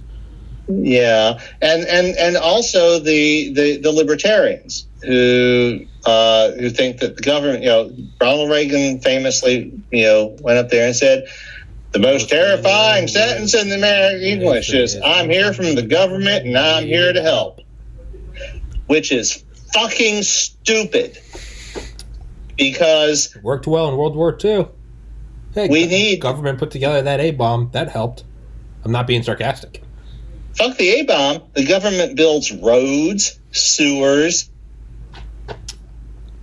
water distribution systems, garbage distribution systems, all these things that would not exist. It's 100% necessary. Yes. 10,000% necessary. You got these assholes who think, all we have to do is get rid of the government and it'll be paradise. They have no fucking clue all the things the government is doing for them. And not only that, they would be very upset in about 2.5 days if the government suddenly ceased to exist and they had to deal with that shit for themselves. Yeah, and not only that, is America's not in a vacuum. We're going to be getting gang-banged by some Chinese dicks over here and some Russian dicks over here. And we're going to be going, no, we don't have a government anymore. And they're going to say something in Mandarin and then throw you in a work camp. Sing Lai! Yeah. You're going to be like, no. I'm a sovereign citizen. Sing Lai! That's what it's going to be. No, see, this here is it's God's country, Balusterek. You're going to be like, I don't speak. And then your buddy's head's going to explode from a kill drone. Yeah. I mean, yeah. But even if you exclude defense, which is a big thing. Yeah. And a lot of the people on that side will admit that, we need the government for defense, but we don't need it for anything else. It's like, things like, and I'm considered pretty far on the left because I think it would be good to have things like a basic income. Mm-hmm. So nobody has to worry about starving to death or freezing. I'm not against UBI. And But a lot of people think that is like super radically lefty. Yeah, no, I don't. I think we're in. And I think we're in a new time, just like you said earlier about the only reason the Nazis didn't use shadow banning in 1933 is because the technology didn't exist. I think we're in a different time in terms of automation and AI, that we're at a point now where one person can theoretically do the work of 10,000 people. I think we're in uncharted territories in human history. This isn't the same old Game of Thrones, to use my cliche, the age-old, systems of power from Egypt to modern-day America. It's like we're in a weird place of automation that we've never been before. Yeah. The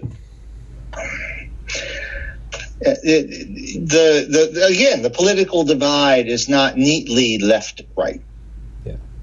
So, saying, it's considered very left to say workers should band together and negotiate with the people who are employing them so that they can make sure that they have good work environments and adequate wages and stuff like this. And, again, who are the people howling about this, though, on the right? Most of the people in the Republican Party are actually themselves people who would benefit from these things. It's the corporate interests at the top that think this is not acceptable. Yeah. So this is the thing that's got to be worked out, is who's actually whose ally. Now, you got people running up and down the street with guns in their hands going, fuck the Democrats. And, it's like, we're the people who have been working for over 100 years to make sure that you have weekends and overtime. It's like, what's the problem? Seriously. Yeah, we need to have a talk. But we need to have a talk without that gun in your hand and those horns on your head and all that shit. It's like we need to rationally. You know what we should have done?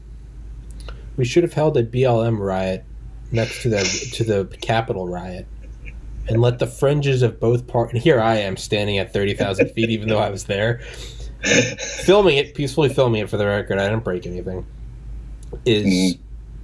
We should have had all of them duke it out, because that would have weeded out all the problem makers. And then everyone who stayed home last summer and stayed home this January, they then talk. And they're like, so, the retards killed each other off. It's just like, hand across the aisle, let's get some stuff done now. Yeah. Well, the BLM people don't actually have... or Antifa, whoever the fuck it was, the riots. Yeah. Well, you have Antifa. Antifa is... They get a little pissed off because you got to remember that Antifa stands for anti-fascist, and they're thinking about World War II.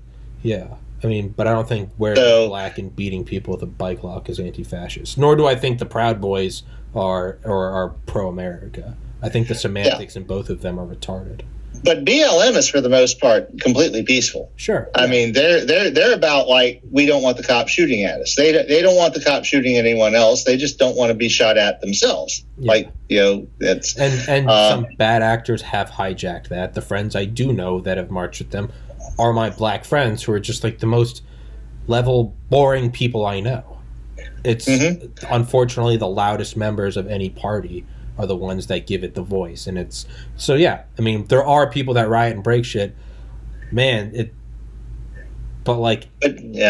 anytime you have a large thing, and also the thing is infiltrators are a thing. Agent provocateurs. Yeah, so it's like, you have a peaceful protest, but you've got these assholes who are actually employed by the government to come in and try and incite a riot so that they have do it well. Yeah. Do it well, right? We know that happens we know that happens with BLM and Antifa. We know there are guys wearing jackboots that don't really fit in there. We know that a guy that broke into the Capitol, turns out he worked for the FBI for 20 years. Mm-hmm. Oh yeah, it's like all kinds of shit is still coming out about the 6th. God, that's and the thing is, that's bullshit against your side. Yeah, that's what I'm saying. My side didn't even have anything to do with that. You weren't even there. That's what I'm saying. Again. But actually, I think what happened there was that the really bad guys who had been planning all along for months to do used you and the people like you as cover. Oh yeah, no, and I've said it before. It's what's the Mark Twain quote? It's easier to fool a man than it is to convince a man he's been fooled. I've been the first to say I feel like I was used, and there's no worse feeling. You feel like your intelligence has been taken advantage. You start questioning yourself. You're like, man, am I a stupid hick? Am I a stupid Trumper? Like, I think I'm intelligent. It's the worst feeling in the world to realize you were used. Well, and I will say in your defense, I understand exactly why you would have wanted to go. Like I told you the day after, it's like there was a part of me that was envious that you were there. It was a day history made. You were in the middle of it. But on the other hand, it probably wasn't the best idea. Probably was. But really, you had no idea just what was going to happen. You were used. I was eating a Subway wrap 30 minutes beforehand, and I was like, you guys want to go see the Capitol? I've never seen it before. And I went down there bushy-eyed, hey, let's go see this. The next thing you know, it was like, oh, no. There's mortars going. It was like, boom, boom, boom. It was like, oh, no.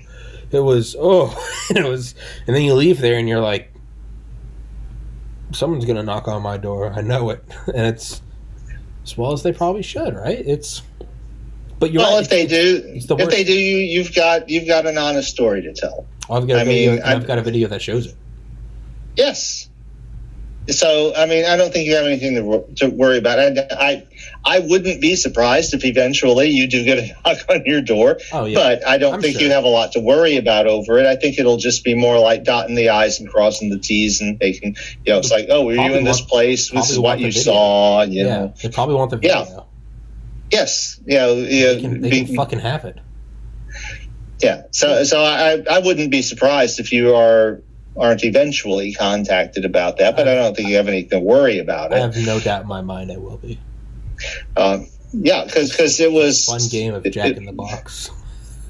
It was some bad shit. It was not something that was supposed to happen. So yeah, it's but I also have to take like full responsibility. No one put a gun in my head. I'm a 30-year-old man. I went granted, I thought that I perceived that I was doing the right thing, and in hindsight, well, you were going to share your voice, and that's an American thing. Sure. But you were used. Yeah, and as we're talking about this right now, even though it's been a month and 7 days, looking at the clock.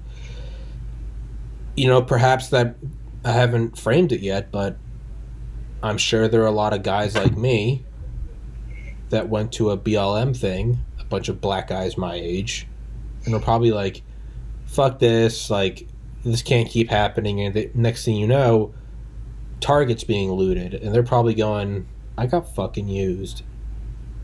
Mm-hmm. And it feels bad. And I think that sheds some light on Antifa. I'll go so far as to say I'm sure there are people there that legitimately think, hey, I'm fighting fascism. And this isn't to give everyone some like get out of jail free card, but after having been to the 6 myself and knowing people there, and the vast majority of them are as boring and relatively good intentioned as me, and they're all leaving there going, dude, did you see that shit? And and they're like, fuck that shit, dude. I can only imagine that there are that many people just like me who just happen to, instead of wearing a Trump hat, they wore black and went to an Antifa march, or went and wore a I Can't Breathe shirt and marched through Atlanta. Next thing you know, a Wendy's is burning down, and they're going, I wasn't part of that. I was marching for and they're going, everyone's, and now you have assholes like me going BLM burning down cities, and it's like the tables can quickly be turned to say, well, you were there on the 6th, and then what? Am I to defend now and say, well, I wasn't doing that? It's very, I can't have this patience and mercy with myself without applying it to others. Right. And that is very mature. I mean, that's, a lot of people could not do that. A lot of people older than I can't see it that way. Which is why a kill drone is going to come through my window any second now. Yes, because people who think for ourselves, it's like we can't be tolerated. Roger and I are both just, our heads are going to explode at the same time, and the guy's going to come in. He's going to wipe the blood off the camera. Did you see that? And that's going to be the last episode of the podcast. Focus, come on, focus, camera. Fuck, that's what happens when I get too close to it. Come on, are we back? I noticed you still have problems with that thing. Yeah, it has a little mind of its own about where to focus. You know what it is? It's about the size of one of those kill drones. Tommy, lean in closer. It's not focusing. Bam! Did you see that? Fuck. Whatever. It's kind of focusing. Did you see that? Hold on. Let me change the camera real quick. I gotta change it to my with my laptop, and it's gonna be blurred out. Part of it there, the top's gonna be blurred out, and then back to the. Kind of worked, maybe. You seem to be in focus, at least as far as I can tell from here. I'm basically Einstein. Yeah, no, it's because it's just balancing on top of the laptop. Yeah. Nice $200 webcam just perched up there. Precarious. Oh, you're still doing that? Well, unlike what we tried with the Logitech, well, this one's Logic too. Is this one the HDMI cable is going out behind it, and it's like a thick, sturdy cable that comes around to the laptop. It's not like super bendable. It is, but it isn't. So it kind of almost acts like a selfie stick, and so I have it balanced on top of the hard drives, and it stays. This is the 52nd episode with it, so it's This is the definition of fake it till you make it, because that's the webcam with the flat magnetic bottom that was designed for the Mac Pro, that $50,000 computer. And I just bought it independently and slapped it on top of this puppy. So, all right. So tell me, did you look at an apartment this afternoon? I didn't, because it's Saturday, and I put in time to request to meet with them. And they're like, "What would you be your request time?" I was like, "I would prefer this time right here. Thank you very much." And they were like, "Okay." And then I checked my email. I called them, and I reached a robot, and it was like, "Office hours are," and I was like, "You dirty sons of a bitch." So I drove back, stopped by Wawa. That's capitalism for you. Capitalism, baby. Stopped by, got myself a sandwich. I do appreciate Wawa, because now they show the calories when you're putting the sandwich together. And I was like, I don't need mayo. That's my guts rolling over my sweatpants. I didn't tell you that I had my little encounter with. Well, of course, GME, GameStop. Oh shit! Yeah, GameStop. Bottomed at 50. Somebody predicted that, as I recall. And my reasoning behind that was twofold. Was one, that you've got people who liquidated their positions, made money, even though they couldn't liquidate at all, had some stock left. They're not going to sell that low because they don't have to. They made money. Yeah. Then you've got people who bought high, got screwed. They're not going to liquidate because they're going to hope it can go back up. Yeah, that's I don't see the psychology by that. So anyway, you've got the stock is now floored at more than double its previous price, and I don't see it going down for at least another 6 months. Everybody's basically holding their breath, wondering if something's going to take it back on another rocket ride. do you think what was its highest recorded number? It was right around 400. I was going to say, because if you go look at E-Trade, it tops that at 375. But I remember looking at it right before I was going to buy some, and then E-Trade told me I couldn't because I was a peon. But I tried to buy it, and I thought I saw it at 420. It might have been it was a very sharp peak. But the thing is like when Robinhood and then a few hours later E-Trade and the other traders shut out buying. The one thing that doesn't happen in normal stock trading, everyone saw the writing on the wall at the same time. The people who had been driving it up could no longer buy. That meant going up was no longer a possibility.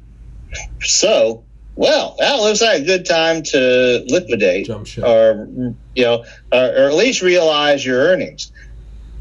Now, the reason I'm thinking of that is this is what I did with my teeny little sliver of Bitcoin. Mm-hmm.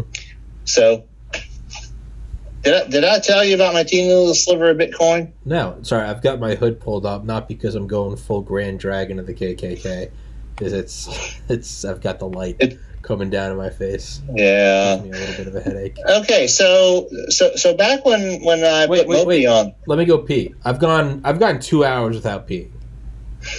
All right. Actually, I can stand to do that too, so maybe you should just pause this. I'll do no such thing. Everyone listening to this, you should go pee too. We'll be right back. Well, we're about to have a minute of nothing. Shut up, Roger.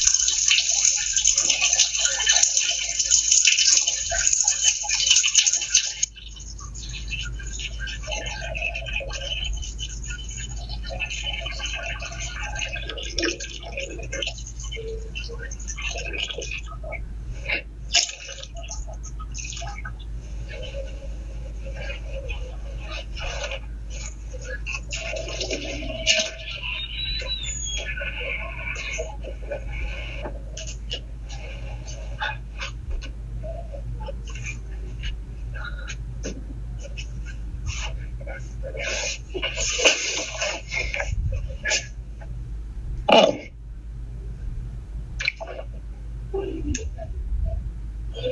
Hi, Tommy's audience.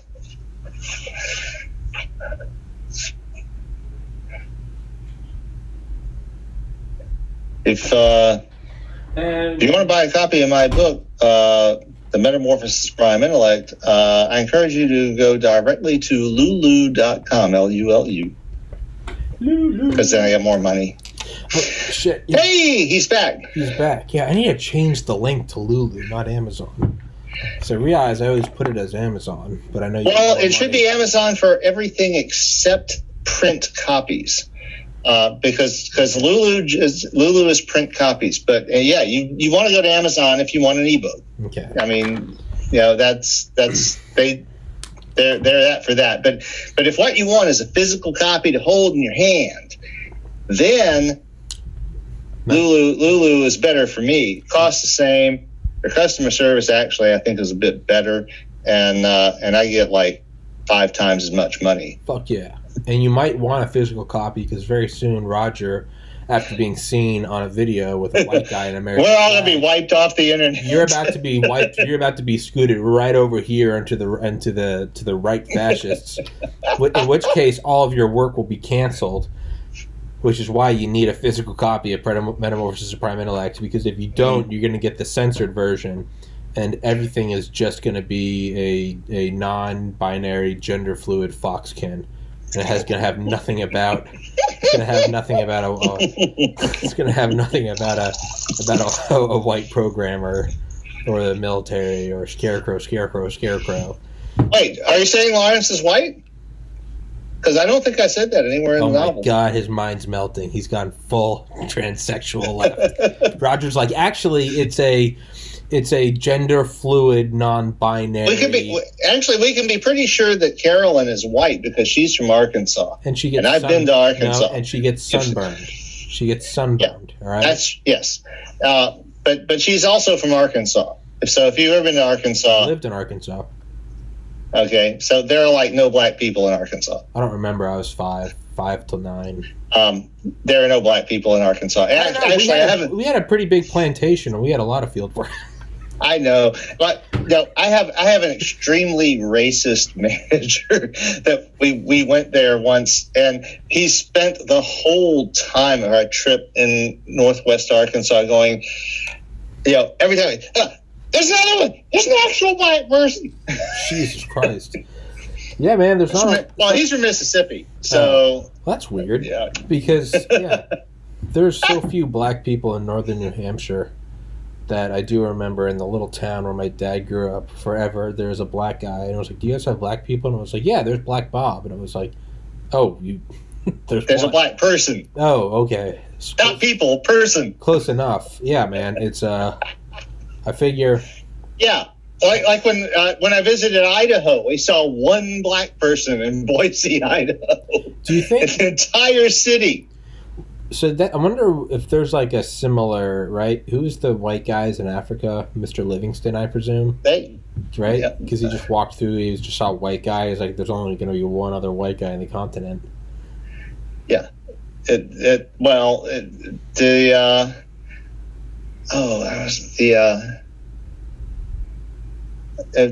saw a movie about a guy who went. He ended up as like a personal doctor for Idi Amin, and it was like being the white guy there was like really exotic. Jeez. And it's like all the women wanted to fuck him and everything. It was like and he was like living high until he realized what a bad dude Idi Amin was. There was when I worked at Secrets. Oh, it was the last king of Scotland, I think. Yeah, I don't know. What's your Bitcoin story? Okay, so the Bitcoin thing. All right, so flashing back to 2002, I put my novel online, and I put a tip jar, which was PayPal at the time. Now, at the time, PayPal had a really crappy reputation, which they actually deserved because they did some really crappy things. And I had a few people who said, look, we want to send you some money, but we hate PayPal. So it was like, can you do something else? And I actually had one guy put a paper check in the mail and send it to me. But for the others, I created a Bitcoin wallet. In 2002? Yeah, and this was like in 2004, I think. It was when it was pretty new. Okay, I don't know anything about Bitcoin. I had no idea it was that old. Oh yeah, it was. The early years it developed very slowly. So I put I put the QR code on my website and said, all right, so I'll take Bitcoin, and I got 4 or 5 donations. Probably totaled what would have been maybe $60 at the time. And it started rolling along around maybe 2010-ish. It's like, I made a donation to the Fully Informed Jury Association because they accepted Bitcoin to celebrate the fact that I've been called for jury duty. What's that, the Fully Informed Jury?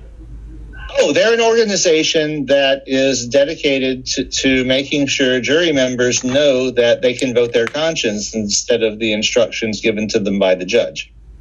What's it called? I'm writing it down. FIJA, the Fully Informed Jury Association. Fully FIJA. No, I'm actually writing it down. I'm not being sarcastic. No, I see that you are. Yes. Oh no, they're a very interesting group. Fully, okay. Feature fully, okay. All right. Letting the court know that you even know that organization exists is a good way to make sure that you are never seated on a jury. I didn't know it existed.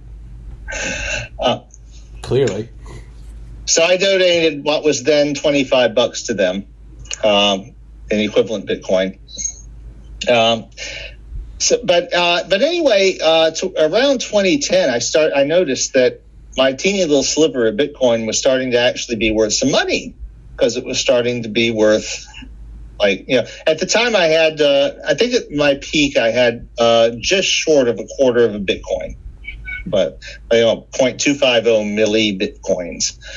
And I spent a bit of that making the donation. I spent a little making a couple of purchases with vendors that would take it. And at the time, my client stopped working. I think I had about 0.180, somewhere around there. And then I found out I was trying to buy gift cards to cash it out, and my transactions wouldn't go through.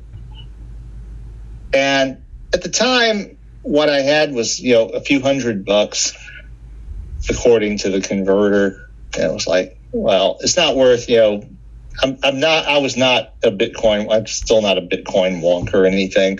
So I was just like, fuck it. So some years later, my wife comes to me and says, Roger, you have some Bitcoin, don't you? I said, yeah. He said, you might want to check the price. And it was trading at like $18,000 per Bitcoin. So for that, it was worth figuring out what the fuck was wrong with my client. It turned out that there is a fee that is part of your transaction when you make a Bitcoin transaction, and it had increased, but the client that I had been using was hard coded, so it couldn't be changed. Okay. Are you there? Yeah. Sorry. Okay. Lost the light. Had to change some. Yeah, I can hear you. Fuck, I can hear you. All right. So anyway, so I had to download a new client, learn how to use it, export my crypto key from the old one into the new one, and learn how all that shit worked and all. But then I was able to buy gift cards. Yeah, and the thing is, it still wasn't worth like getting an account with an exchange and all this bullshit. But I found out that egifter.com accepted Bitcoin, and they would sell you gift cards. So at the time, I bought a $500 Amazon gift card and a $500 Home Depot gift card, knowing that those things are equivalent to cash as far as I'm concerned. Mm-hmm. And that was about half my position. It left me with 0.096, a little less than a tenth of a Bitcoin. And I said, well, I'll sit on this because people were saying it might go to 40,000. All right, well, whatever. And actually, what actually happened is shortly after I did that play, it went. Okay, so it was down to 5. I had another guy donate 0.02 to me when it was trading at about 10,000. He apparently had a little bit of remorse for pirating my novel. I don't know if he printed out a bunch of copies or something, but he sent me an email and said, thanks for putting your novel online. I pirated it a bit, so here's some Bitcoin. All right. So that was about a $200 donation. I think that monetarily, that is the single largest donation I've ever gotten. But anyway, last week, or week before last, I heard some rumblings and checked and realized that it was at like 37,000, and that my teeny little sliver of Bitcoin that I had left was worth $3,500. Jeez. So I was like, all right, it's probably time to try. So I bought a $100 gift card for Chili's to make sure that it worked, because it had been 2 years since I'd even tried cashing any of it out. That worked. So I bought a $500 Home Depot gift card. Sunday before last, and that went through. And then the Monday after, I looked at it, and my equivalent, my position in dollars was higher than it had been before I bought the gift card because the price had gone up. The magic of Bitcoin. It's like that. It's like that plate of beans that never gets empty. It's the pot pie from the Chronicles of Narnia that never goes away. You can eat it until you die. Yeah. So it was like, cool. So anyway, so my plan was to spend half of it again, which ended up being around $1,500 in gift cards for different places.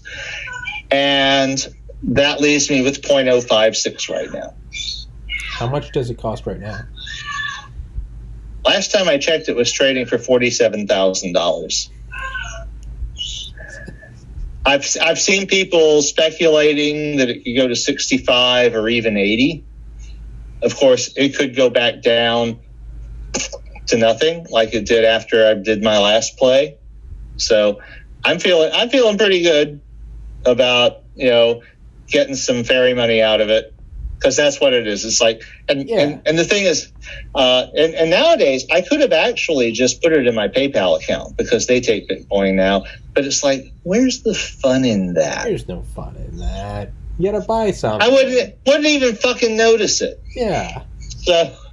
So this way, I've got like $300 at Chili's. I've got $250 at Applebee's. Yeah. I've got $500 at Home Depot, $250 at Lowe's. It's like, I'm going to have some fun shopping. Right? We're in a pandemic. The planet's melting, and any day we're going to be at thermonuclear war with China. Yeah. Go buy a buzzsaw. Exactly. Yeah. Actually, I think about a lawnmower. I've been seriously looking at the Ryobi 40-volt electric lawnmower. It's compatible with my Weed Eater's electric battery system. Go wild. It's expensive as fuck. It's overpriced as fuck. It's like $300. Who cares? But fairy money. I got fairy money. So it's like, okay. Yeah. So anyway, so that was my recent adventure with Bitcoin, and it's so now my next strike point is around 80,000. If it gets that high, then I'll be gift card shopping again. I love that. I love how my mind, as soon as you say Bitcoin in my mind, I'm like, Roger, how come you're not holding on to it? But then I realized there's no fun. Listen, if you owned 100 Bitcoin, I could see where it'd be like, hey, just retire. But yeah. Shit. But you've got 100th or 100th of a Bitcoin, or 10th, whatever the fuck it is. A little sliver. Yeah, it's right now. It's about a 20th of a Bitcoin I have small left. Enough to play the world's tiniest violin. So just play yourself. Well, and the thing is that I told people after I got the donations that I really liked it because I would never ever actually spend actual money buying Bitcoin. Yeah. That is not a thing I would ever do. Yeah. But if the alternative is not getting anything at all, it's like, well, we want to donate to you, but we're not going to do it in PayPal, and we're not going to send. Okay, all right, yeah, sure, okay. It's free Bitcoin, so whatever. So I got some free Bitcoin, and that was fun because that gave me a reason to look at the price and have an interest in the whole story behind it and all. It's what was historical? I gotta find. What was it in? I need to find it in June 2016. That's when I owned it. That would have been right before it inflated, I think. Well, it's whatever. I'm not going to figure it out. I cannot multitask. I cannot use my phone while doing a podcast. It becomes like rocket science. Go to a web browser and go to Google and put Bitcoin price in, and it should come right up to a nice little thing. It'll be, but you'll see it first as 1 day summary, but you'll see they'll have links for 1 year, 5 days, it's like, and then you like 5 years, one of the things that you can click. 1 Bitcoin equals $47,595 right now. Jesus Christ. Yeah. Where's the date? Where's the history? I need a historical calculator. Value calculator history Bitcoin. There we go. Here we go. Okay, starting date. It was June 2016. It was like June. I think it was June 20th to right now. Been very volatile, so yeah, the exact date kind of matters. Starting investment was okay. Calculate. Well, that's depressing. I bought $500 of Bitcoin in June of 2016 so that I could order $500 of LSD from Canada. That would be worth $31,985. You know what?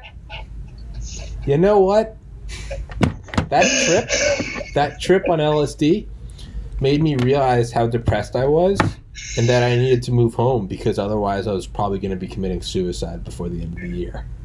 So, well, then I would say it was probably worth $31,000 to yeah, but $31,000 is also a lot of money. I don't know. On one hand, it's like, Tommy, you wouldn't be alive to enjoy it. And on the other hand, it's like, it's $31,000. Yeah. Well, the thing it was some good 1P LSD from Lysergy Labs in Canada, which I think they were shut down because some of their chemicals were killing kids. Ooh. But I didn't. Yeah. I tripped dick on a waterbed for 14 hours. Okay. Hey, you know what? Fairy money. Fairy money. I bought LSD. You're gonna buy a lawnmower. Tomato. Yeah. Hey. I've never done acid, but I did meet Timothy Leary in person once. That's really cool. Really? When did you meet him? Actually, that should be a podcast. Yeah.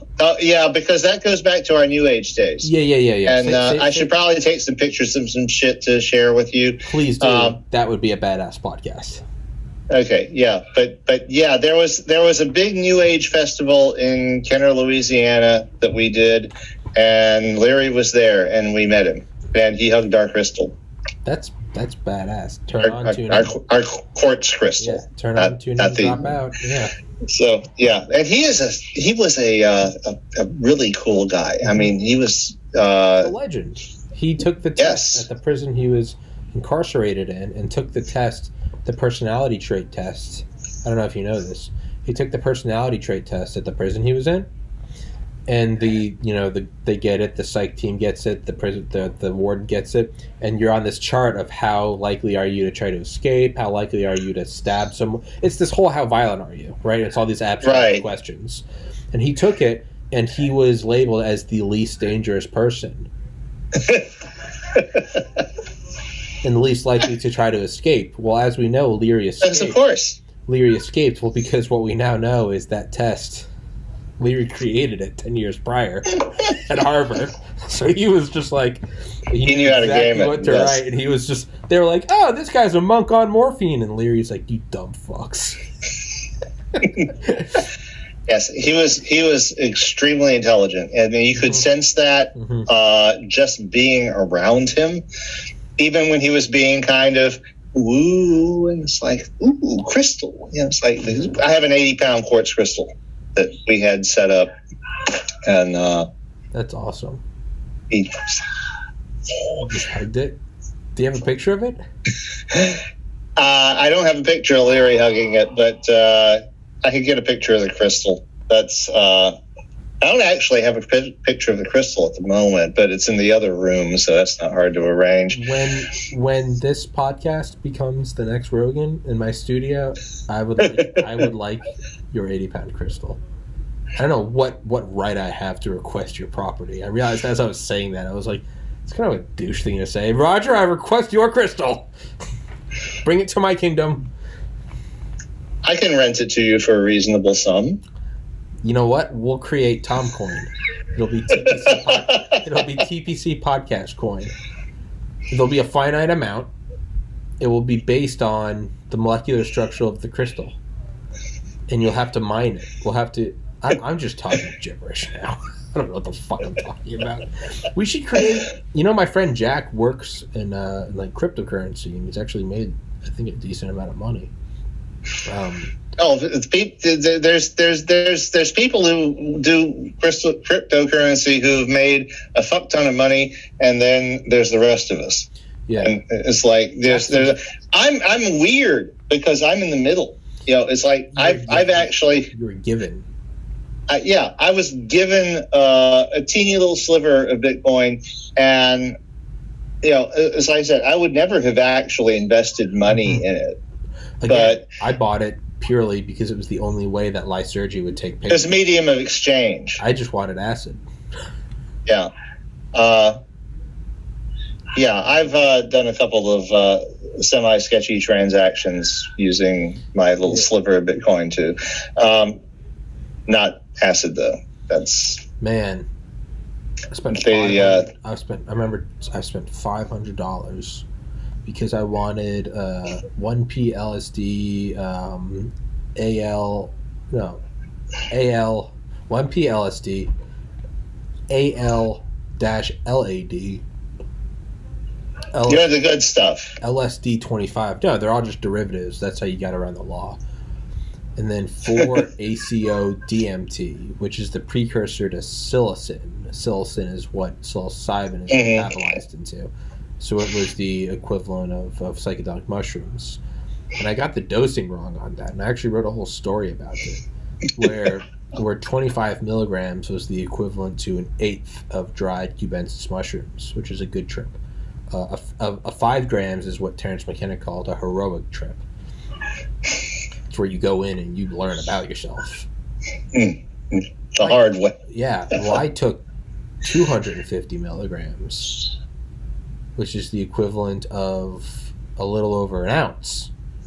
So about 30 grams. 5 grams is a heroic dose. I took 30. And you're still alive. Well, an hour before that, I took a big hit of Ram Dass, Timothy Leary's good friend from Harvard. They both got fired for the Harvard LSD experiments. He said that a good dose of LSD was 200, a groovy time was 250, a lightning, they called white lightning, was when you took 315 micrograms. I took 1,250 micrograms 2 hours prior to the 250 milligrams. And like I said, you're still alive. Yeah. I'm just thinking about it in hindsight, and I'm like, that was, I should have been just another, number. Boy dies, Athens, Georgia, taking dergs from Canada.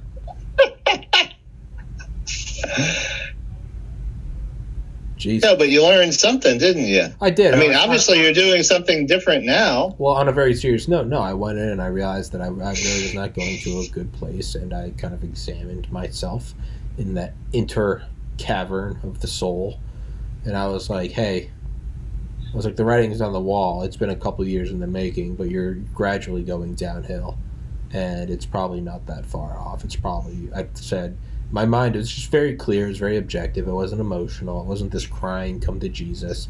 It was just this very matter of fact. Like, look, you ever seen the movie Minority Report?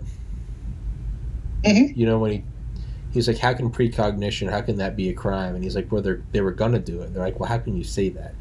And he takes a bowling ball and he rolls it across the table and it flies off and the guy grabs it. And he goes, why'd you grab it? And he said, it was going to hit the floor. And he goes, it was going to hit the floor. How'd you know it was gonna? And he was like, well, okay. It was coming.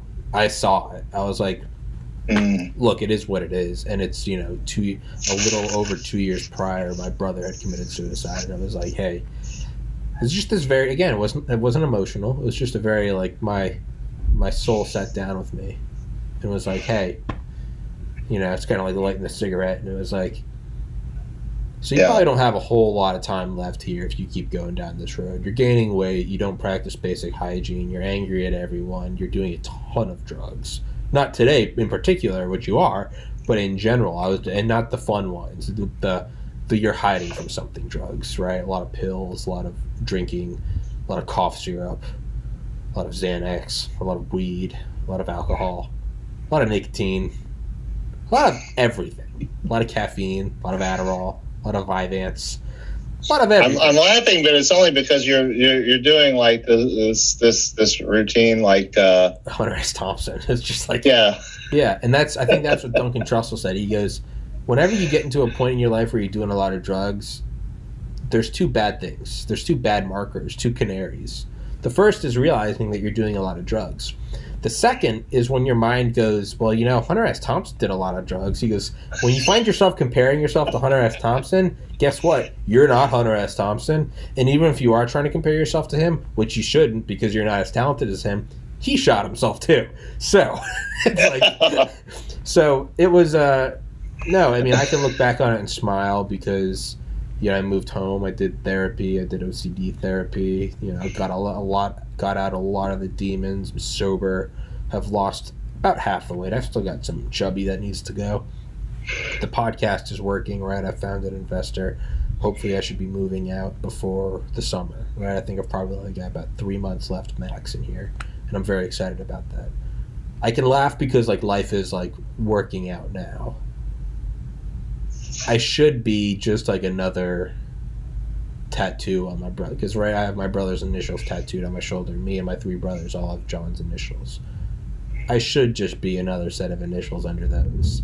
I was not going to a good place, and it's not some idyllic, I was suicidal. No, I mean owned the rifle, was ready to go, and so I don't know. But then on the other hand, 31,000 is a lot of money. So it's, it's long, but you can't spend it if you're dead. But I know, but I mean, at the same time, it's $500 in Bitcoin. It's I get what you're saying, but it was $500 in Bitcoin back in 2016. June 20th, 2016. Because I remember I bought the LSD and I was like, man, I hope it gets here, because I was like, I need some soul searching because I was in a bad place, and I remember the shipping said 4 to 6 weeks, and it got there in 3 days, and I was like, that's impressive. And I always remember that. It got there in 3 days. It's the modern world. Yeah, it got there in 3 days, and I remember because I took it on June 23rd, which it doesn't stick out for any particular reason, but that memory is burned in my mind. It was June 23rd. 6/23. Yep, 6/23, which is a month before my brother's birthday, John, the one who did commit suicide. Yeah. His birthday is July 20th. So I always kind of remember that date. 6/23/16 is when I realized, hey, I actually wrote a story about it. And I called the story Cliff, CLYF. And it's because while peaking, or not quite peaking, because when I was peaking I couldn't move. But I remember what occurred to me is that at the base of all reality, all choices stand at the same crossroads, the same fork in the road. And it's fear or love. Are you going to do this because you're scared of something, or are you going to do this because you love something? That's obviously a very hippie 70s, right? Simplification. Well, I grew up in the 70s, so it's that's what I'm saying. That's what I'm saying. It's a very oversimplification. Not everything is love. Sometimes you have to pay the bills. Sometimes you need health insurance. Sometimes there's a pandemic, right? But sometimes what you need is love. But sometimes, right, you do have... Because prior to all this, prior to John's suicide in 2014, was me in 2013, and I wanted to be a doctor out of fear. I was very scared of not having of job security, of not being respected. Versus love was like, man, I really like just talking. Maybe I should start a podcast. The fear thing has actually been a thing that has driven me for much of my life. It's just inexplicable, but I think it's for most people, myself included, that it's again, Ram Dass, Timothy Leary's friend. He goes, I went to Harvard and I got a PhD primarily out of fear. So he starts his lecture. But so in sort of peaking, I remember coming down and I wrote down, choose love, you fuck. And I think I meant to say you fucking idiot, but I couldn't finish it. Because I couldn't write, so I painted on this thing I had. Right? It was this board where you could paint with water, and it would disappear after a while. Which, again, the beautiful transience and the symbolism of me trying to write a message while on acid, that itself was disappearing. to yourself on a disappearing message. Right, while on acid. So I wrote, choose love, you fuck. And that started to disappear. So naturally, I wet the pen and wrote it again, thinking it would stay this time. And I just wrote CLYF. And that was disappearing. So then I remember just grabbing my phone and taking a picture. And I ended up, the story I wrote, I called it Cliff, CLYF. And I wrote a full story in sort of a gonzo journalism-esque way, whereas I wrote what I remember, and then I also kind of went Hunter S. Thompson-esque and just kind of let my fiction run wild. But I wrote it, and I wrote that story when I moved home after I didn't kill myself. So I wrote that story about 2 months later. And it's like a 40-page story that I wrote on my phone. And I called it... Good Lord. Yeah. On your phone. I wrote it on my phone over the course of about 6 months. I'd write a little bit each day. And I'll put it, actually, fuck it, I'll put it in the link in the description for anybody listening. But yeah, it's a story I wrote, and it is the ramblings of a madman. There's not a lot of value in it, but if you want a good read, if you want to laugh your ass off, especially because now you can know who wrote it. Yeah. I mean, I've certainly had a few people say the same thing about Moby, that, it's the ramblings of a madman, and I can understand that way of looking at it. If you don't get it, then there's nothing there to get. No, there's nothing but a kill bot. It starts with an assault on the reader and doesn't let up, and that was what I did. You know what, Roger? We're gonna have to wrap this one up. I know we had a reading to do, but it's 7:30. No, we're not gonna have time to do the reading. Yeah, I figured that. I have 3 podcasts tomorrow. We'll do that. I did. My birthday is Monday. Would you like to do a reading on your birthday? If you got an open slot, yeah, sure. Well, now I'm working, so it would have to be. It would have to be in the evening. Yeah. What time? Let me check. Well, I generally get home here around 5 p.m. Central, so 6 Eastern. Can we make it 7? Give me a little time to booze it up. Yeah, the episodes are shorter than the things I've read for you before. Okay, how long? What do you think a reading will be? Each of the stories I've read for you before is around 10,000 words. Each of the episodes of Revelation Passage is around 5, so about half as long. Okay, so like a half hour. Yeah, something like that. Yeah, I can do 7 on Monday. 7 Eastern. We'll do a birthday reading.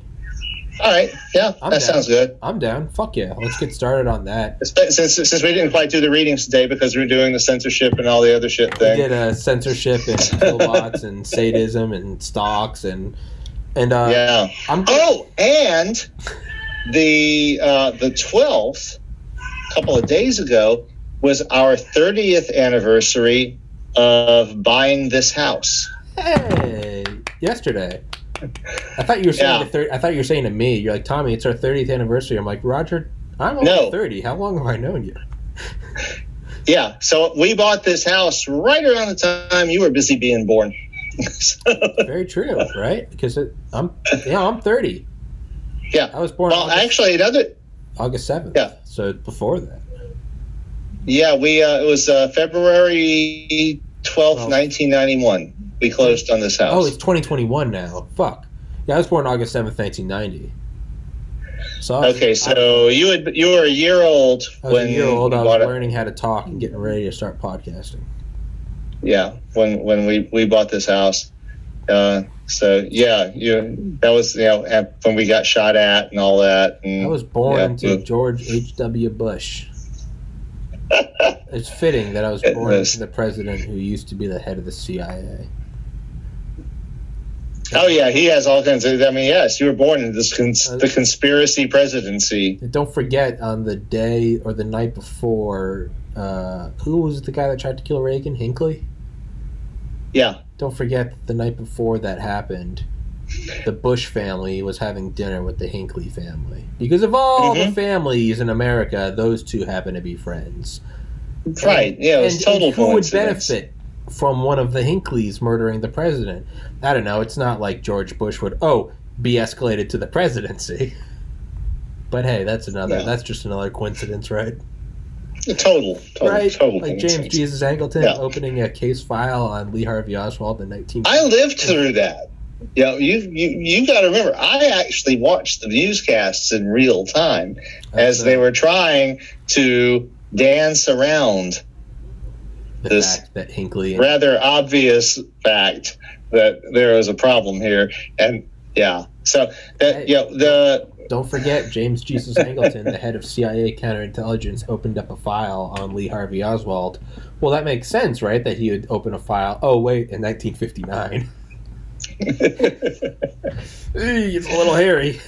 So, but so this is my big month. Then, of course, my birthday is Lupercalia, which is the Roman holiday which the Christians ripped off to create Valentine's Day, because there never was a Saint Valentine. There's no record that any such saint ever existed. Are you telling me that this whole thing's been fabricated just to sell shit? Oh yeah, that's every fucking Christian holiday is. It's like Easter, bunny rabbits, eggs.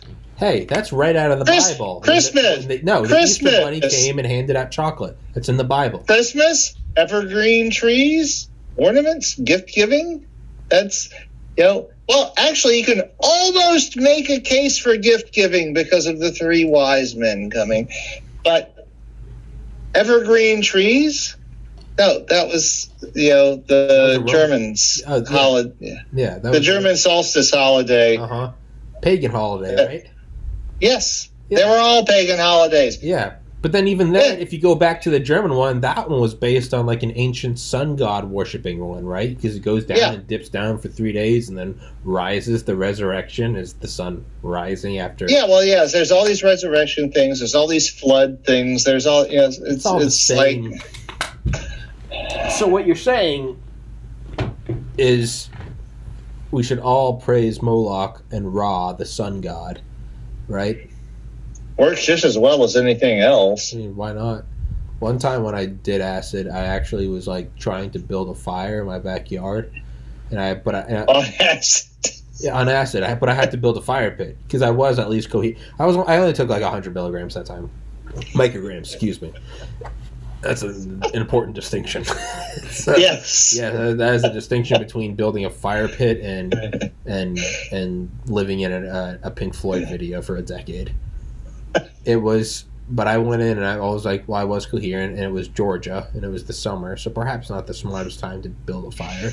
But I was like, I did want to build a fire, so I went into my backyard, and I was like, well, shit, I should probably build a fire pit first.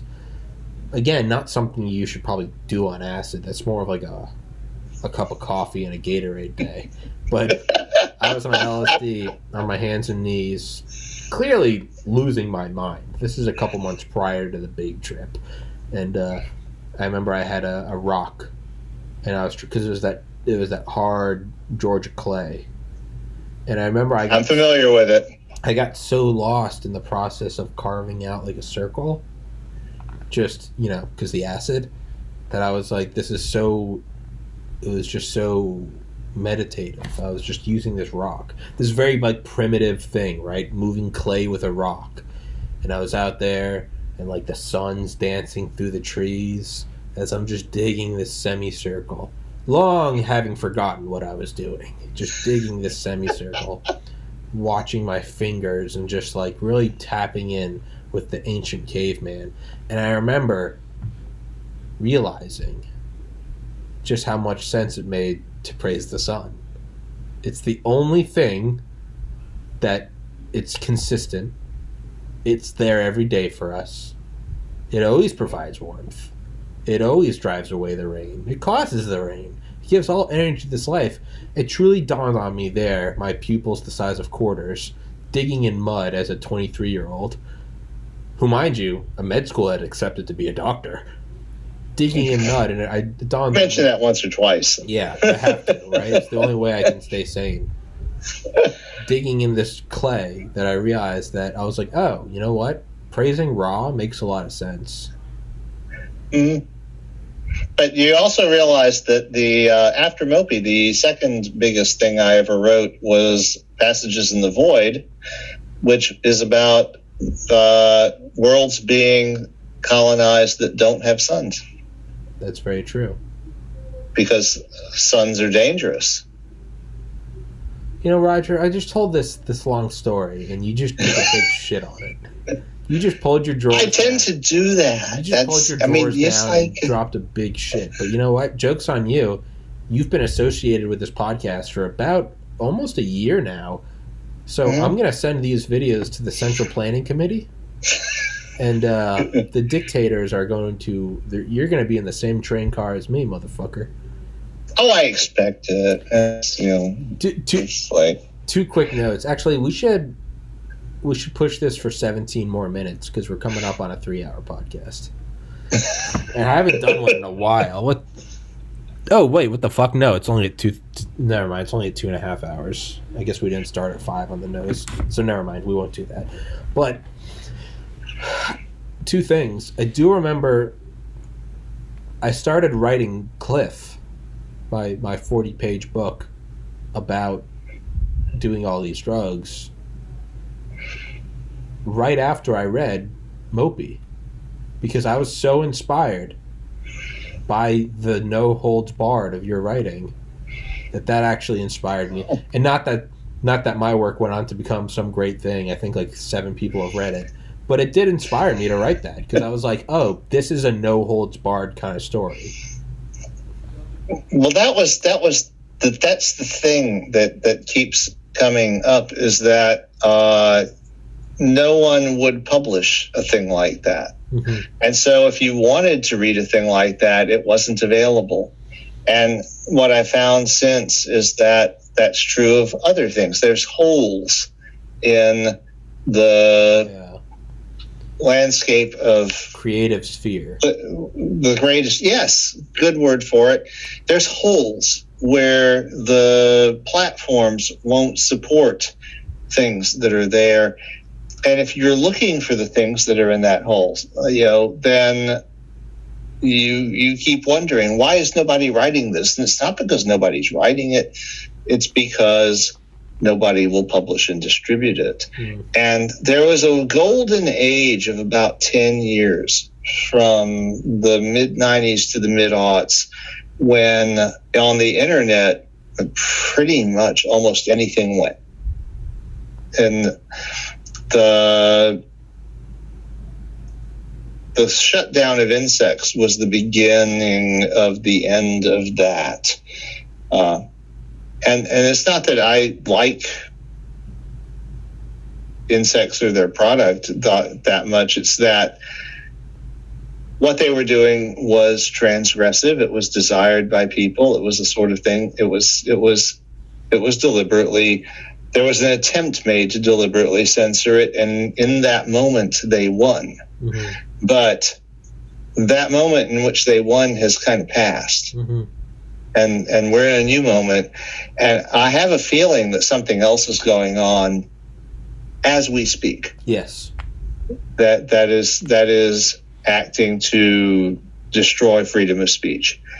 And I don't know what it is. But I do. I think we'll get out of it. I just know that I hear whispers from different parts of the infoverse, as it were, that things are not available, that things have been cleansed, that things have been locked down and are not available. And that is all really familiar feeling. Yeah. In a bad way. No, you're very right. There are whispers. You hear it. It's not just podcasts. It's not just conservative Twitters. It's from everything. You just you can just pick it up. You just recognize it, right?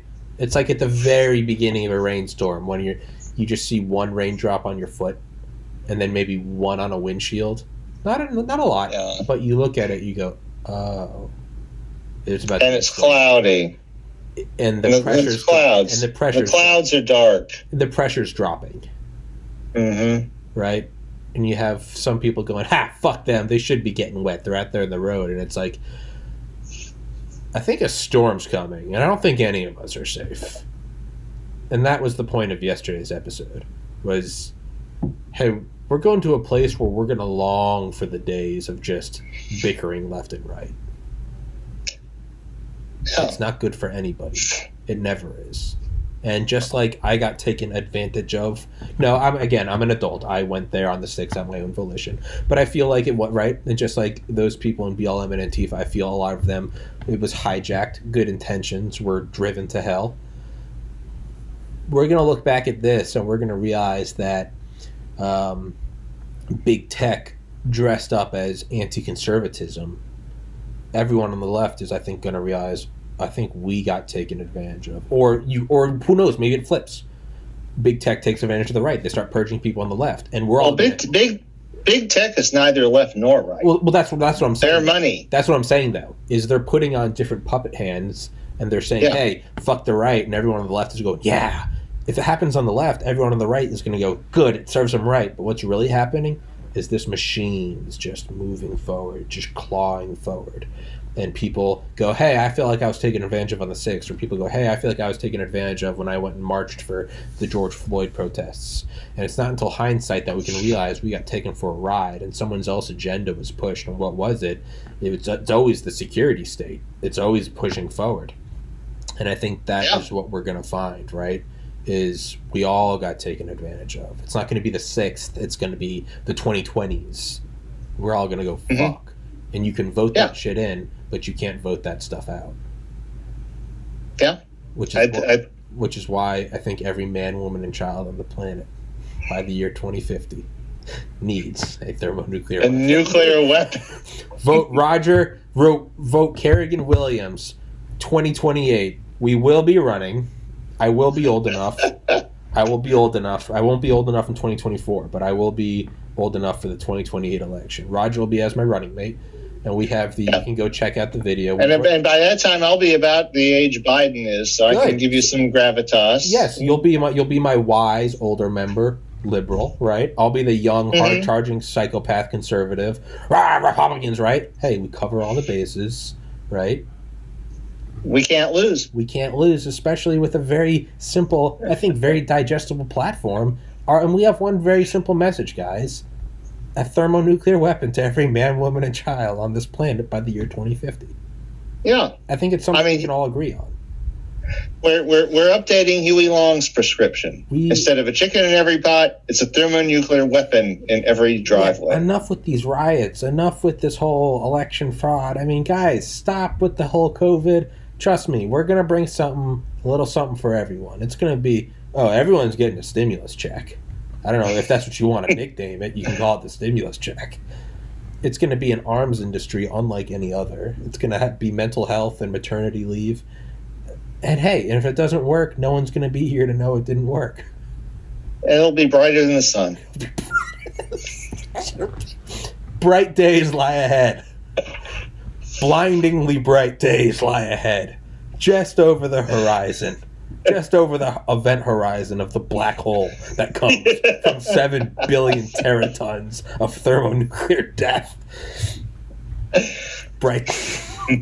Kerrigan Williams. Brighter days ahead.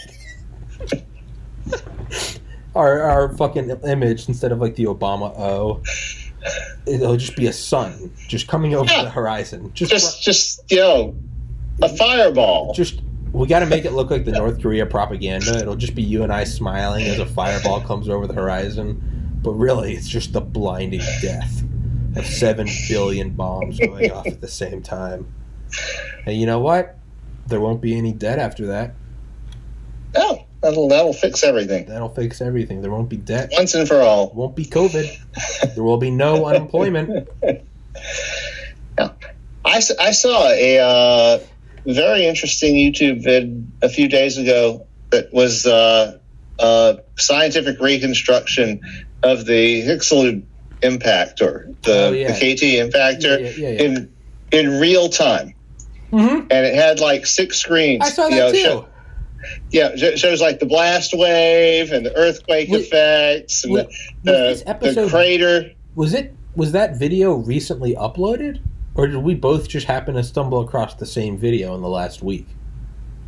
I think it must have been recent. I had the impression there wasn't a lot of comments on it when I saw it, so I was gonna say, it was probably recent. So we both got recommended it by YouTube's algorithm. That probably says something. They probably realized that, hey, we have a similar political campaign, and it's extinction.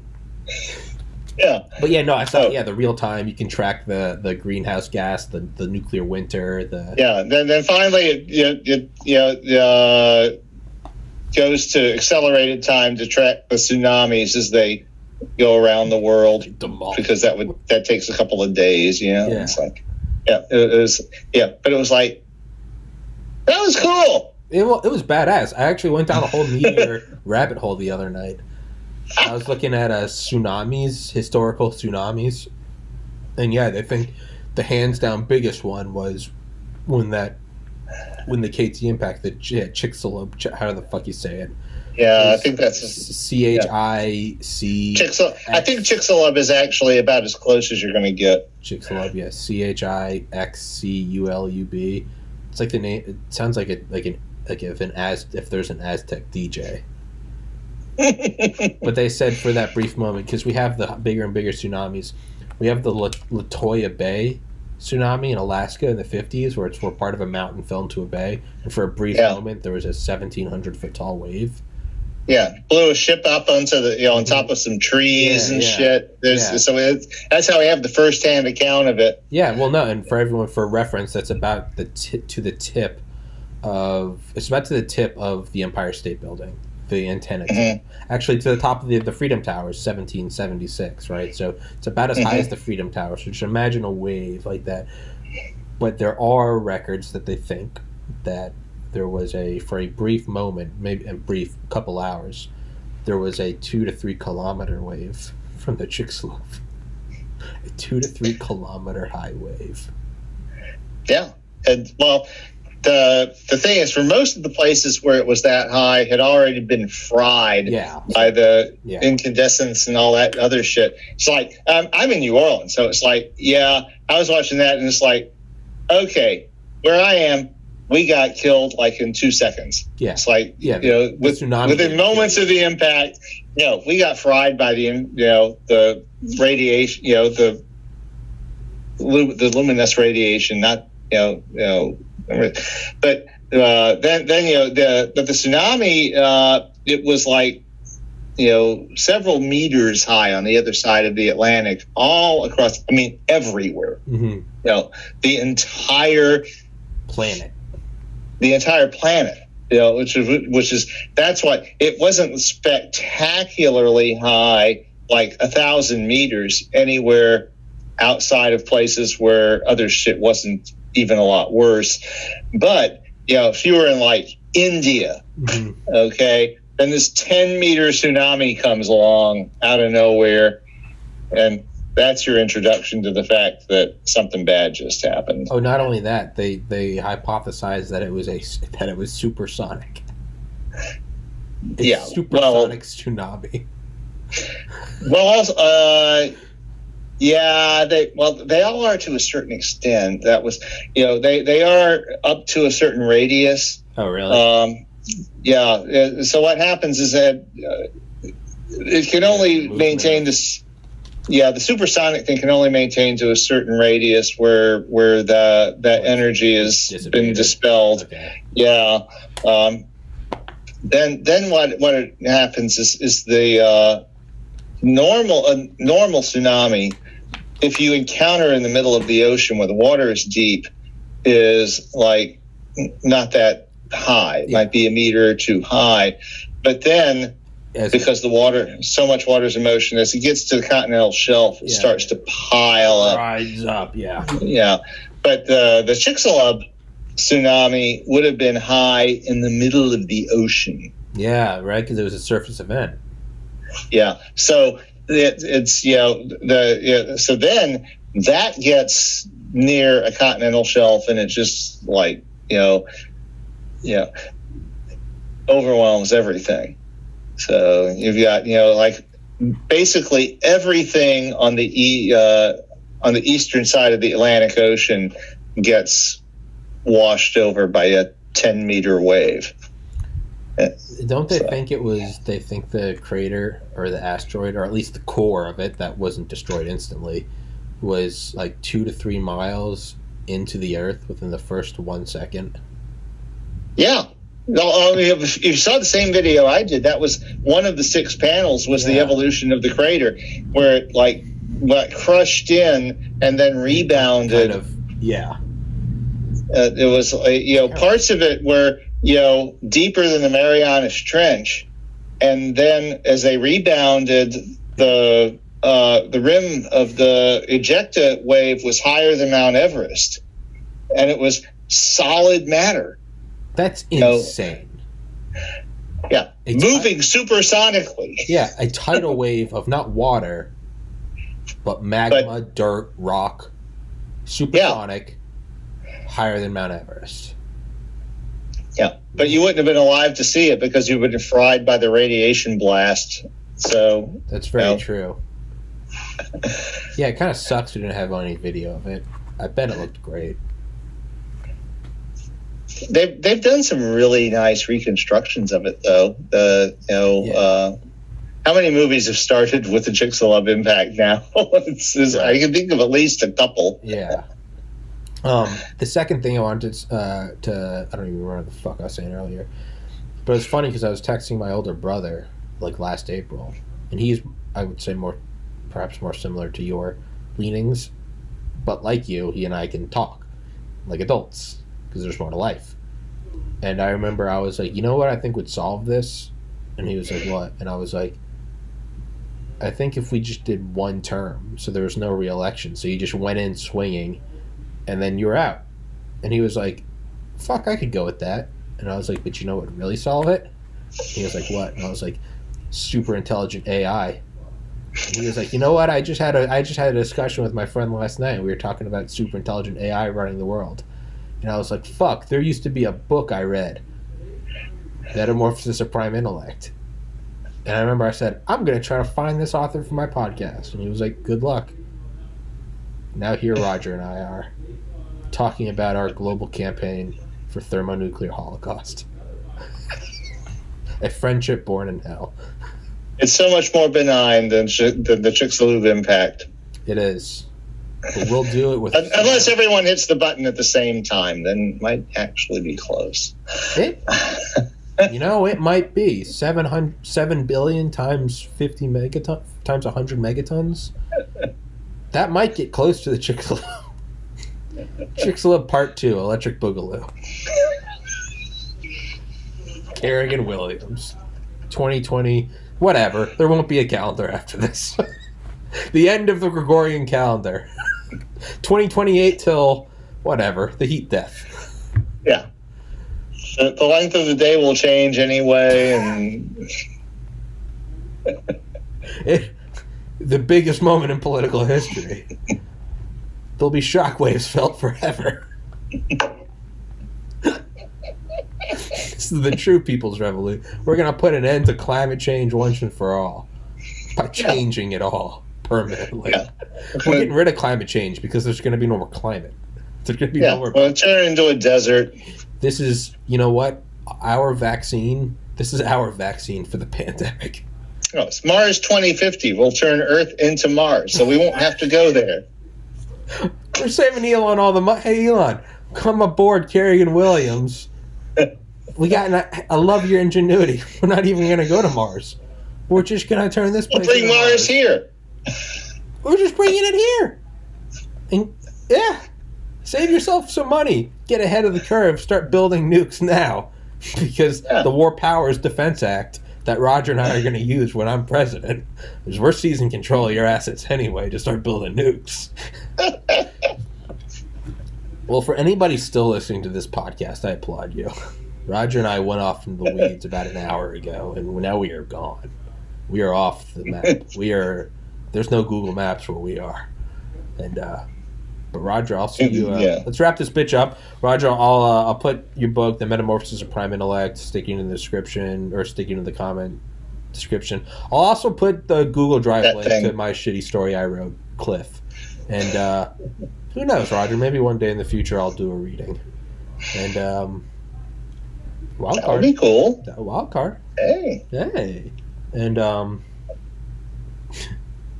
but yeah, let's wrap this bitch up, Roger. And so I will be seeing you what? Monday? 7 p.m. Eastern time. Okay. Balance my glasses like this. And again, if Roger and I are not here, it's because the Gestapo has taken us for our wrong think. So, yes. And that will also be my birthday. So happy Lupercalia in advance. Yeah. And you do know that the 15th of February is Lupercalia, right? No, you don't. No, it's the Roman holiday that the Christians ripped off in order to create St. Valentine's Day, because there is no St. Valentine. St. Valentine raped me. St. Valentine doesn't exist. St. Valentine raped me, and until anyone can provide evidence he didn't, I say he did, and therefore he should be canceled. Me but too. Me too. on Lupercalia, crowds of teenagers would run naked down the streets of Rome, basically pairing up randomly, the males whipping the females, because that was considered a purifying ritual. And Jesus. Yeah. Man.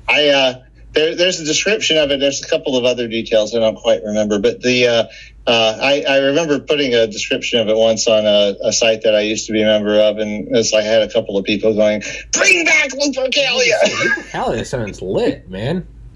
Yeah, running around naked, whipping hose.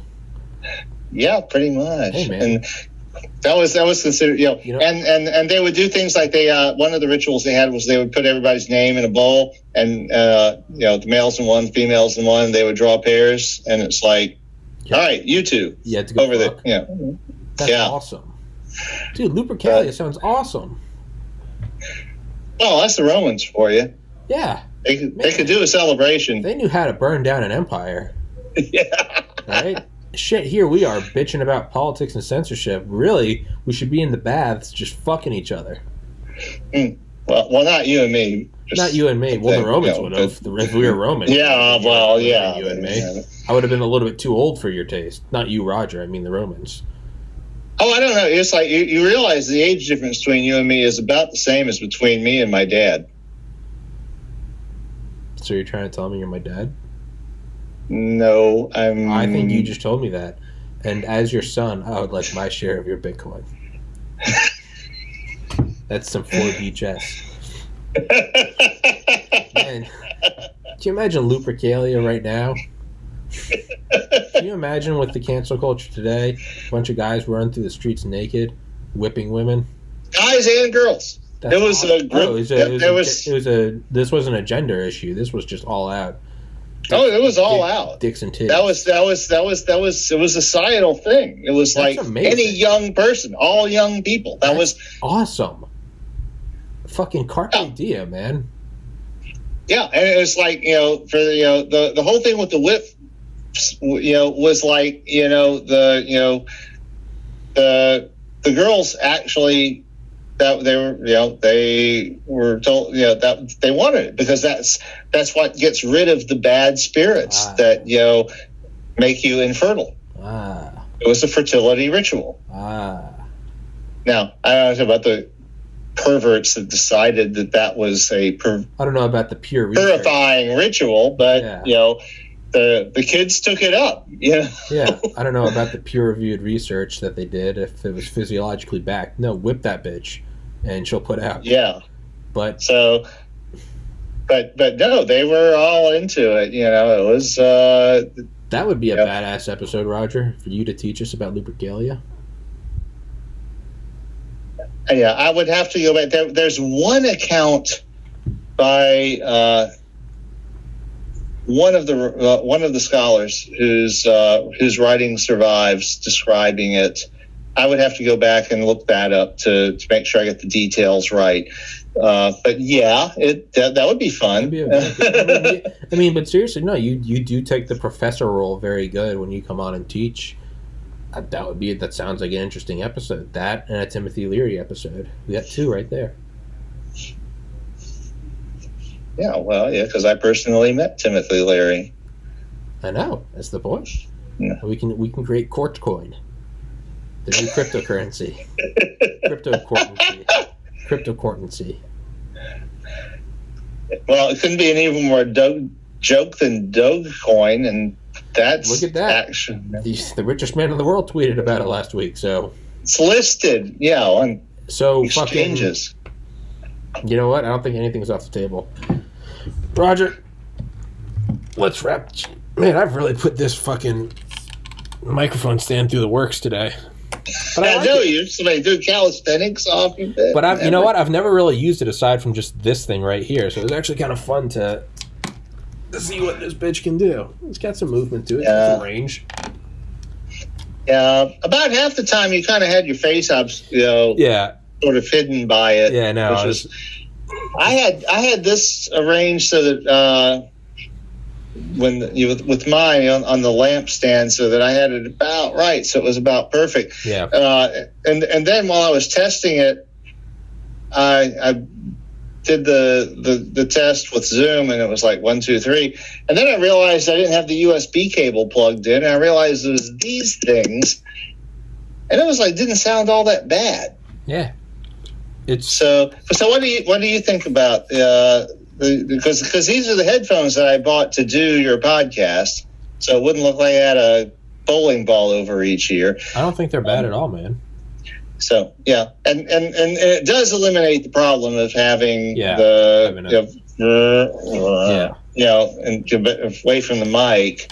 I mean, because I'm not actually doing like a reading here that's going to be recorded for. I would say for the readings, the microphone is good. Oh yeah, that's what it was purchased for. But for the podcasts, this might be good enough. Oh, it absolutely is. Yeah, I'm thinking it basically it's what these things were, except it's not 12 years old and it works better.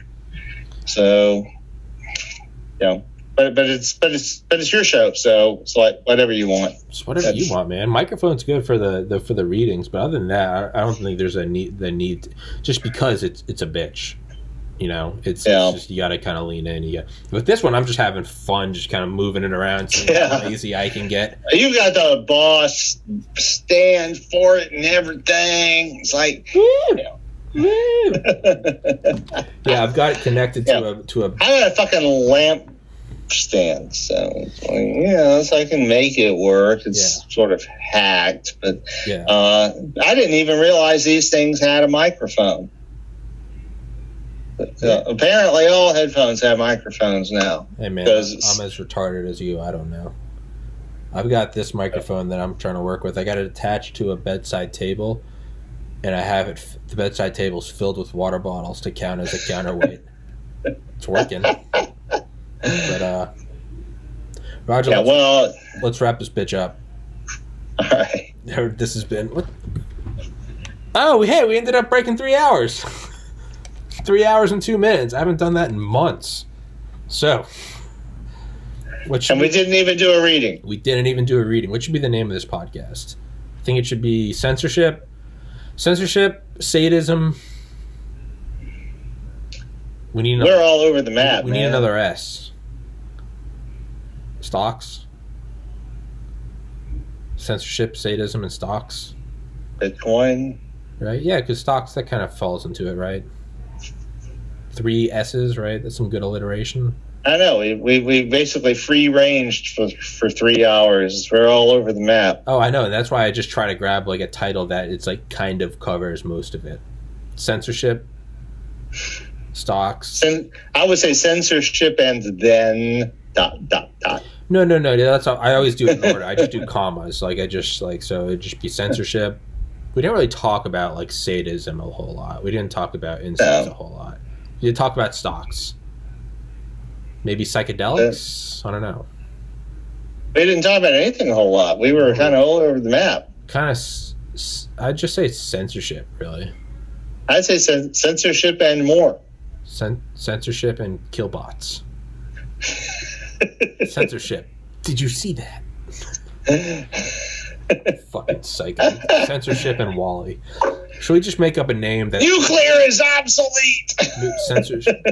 Nuclear. Yeah, just censorship. Because when I do these long episodes, I like to try to come up with a title that's like somewhat encompassing. Summarizes it. Yeah, but what were the big ones we hit? Censorship. Well, it started with censorship, and then it just went all over the map. We kind of went with stocks. I think we could say Bitcoin is stocks. I'd just say censorship and Bitcoin. Right? Censorship, Bitcoin, and more. Censorship, Bitcoin. I think at some point you just got to go and more because we, Or should I just say just a whole lot of fucking shit? Yeah. Just a whole lot of fucking shit? Should that be the name of it? Maybe so. Just a whole lot of fucking shit? Whole lot of fucking shit, yes. Okay, that's going to be the name of it. A whole lot of fucking shit. All right, everybody. We'll see you back on Monday with Roger. And this is a 3-hour episode, man. I hope my little computer can... It's on its last leg, man. It's going to process this and just turn into a black hole. But yeah. Well, you can always fry an egg on it. Roger the Optimist. Kerrigan Williams, a bright future ahead. A very bright future. A very bright future. A very bright future. Brighter than the sun. Brighter than the sun. It's not uranium, it's our radium. All right, Roger, I'll text you, man. I'm going to go eat some food. I'm starving. All right. See you, Tommy. All right, buddy. Peace. Take care.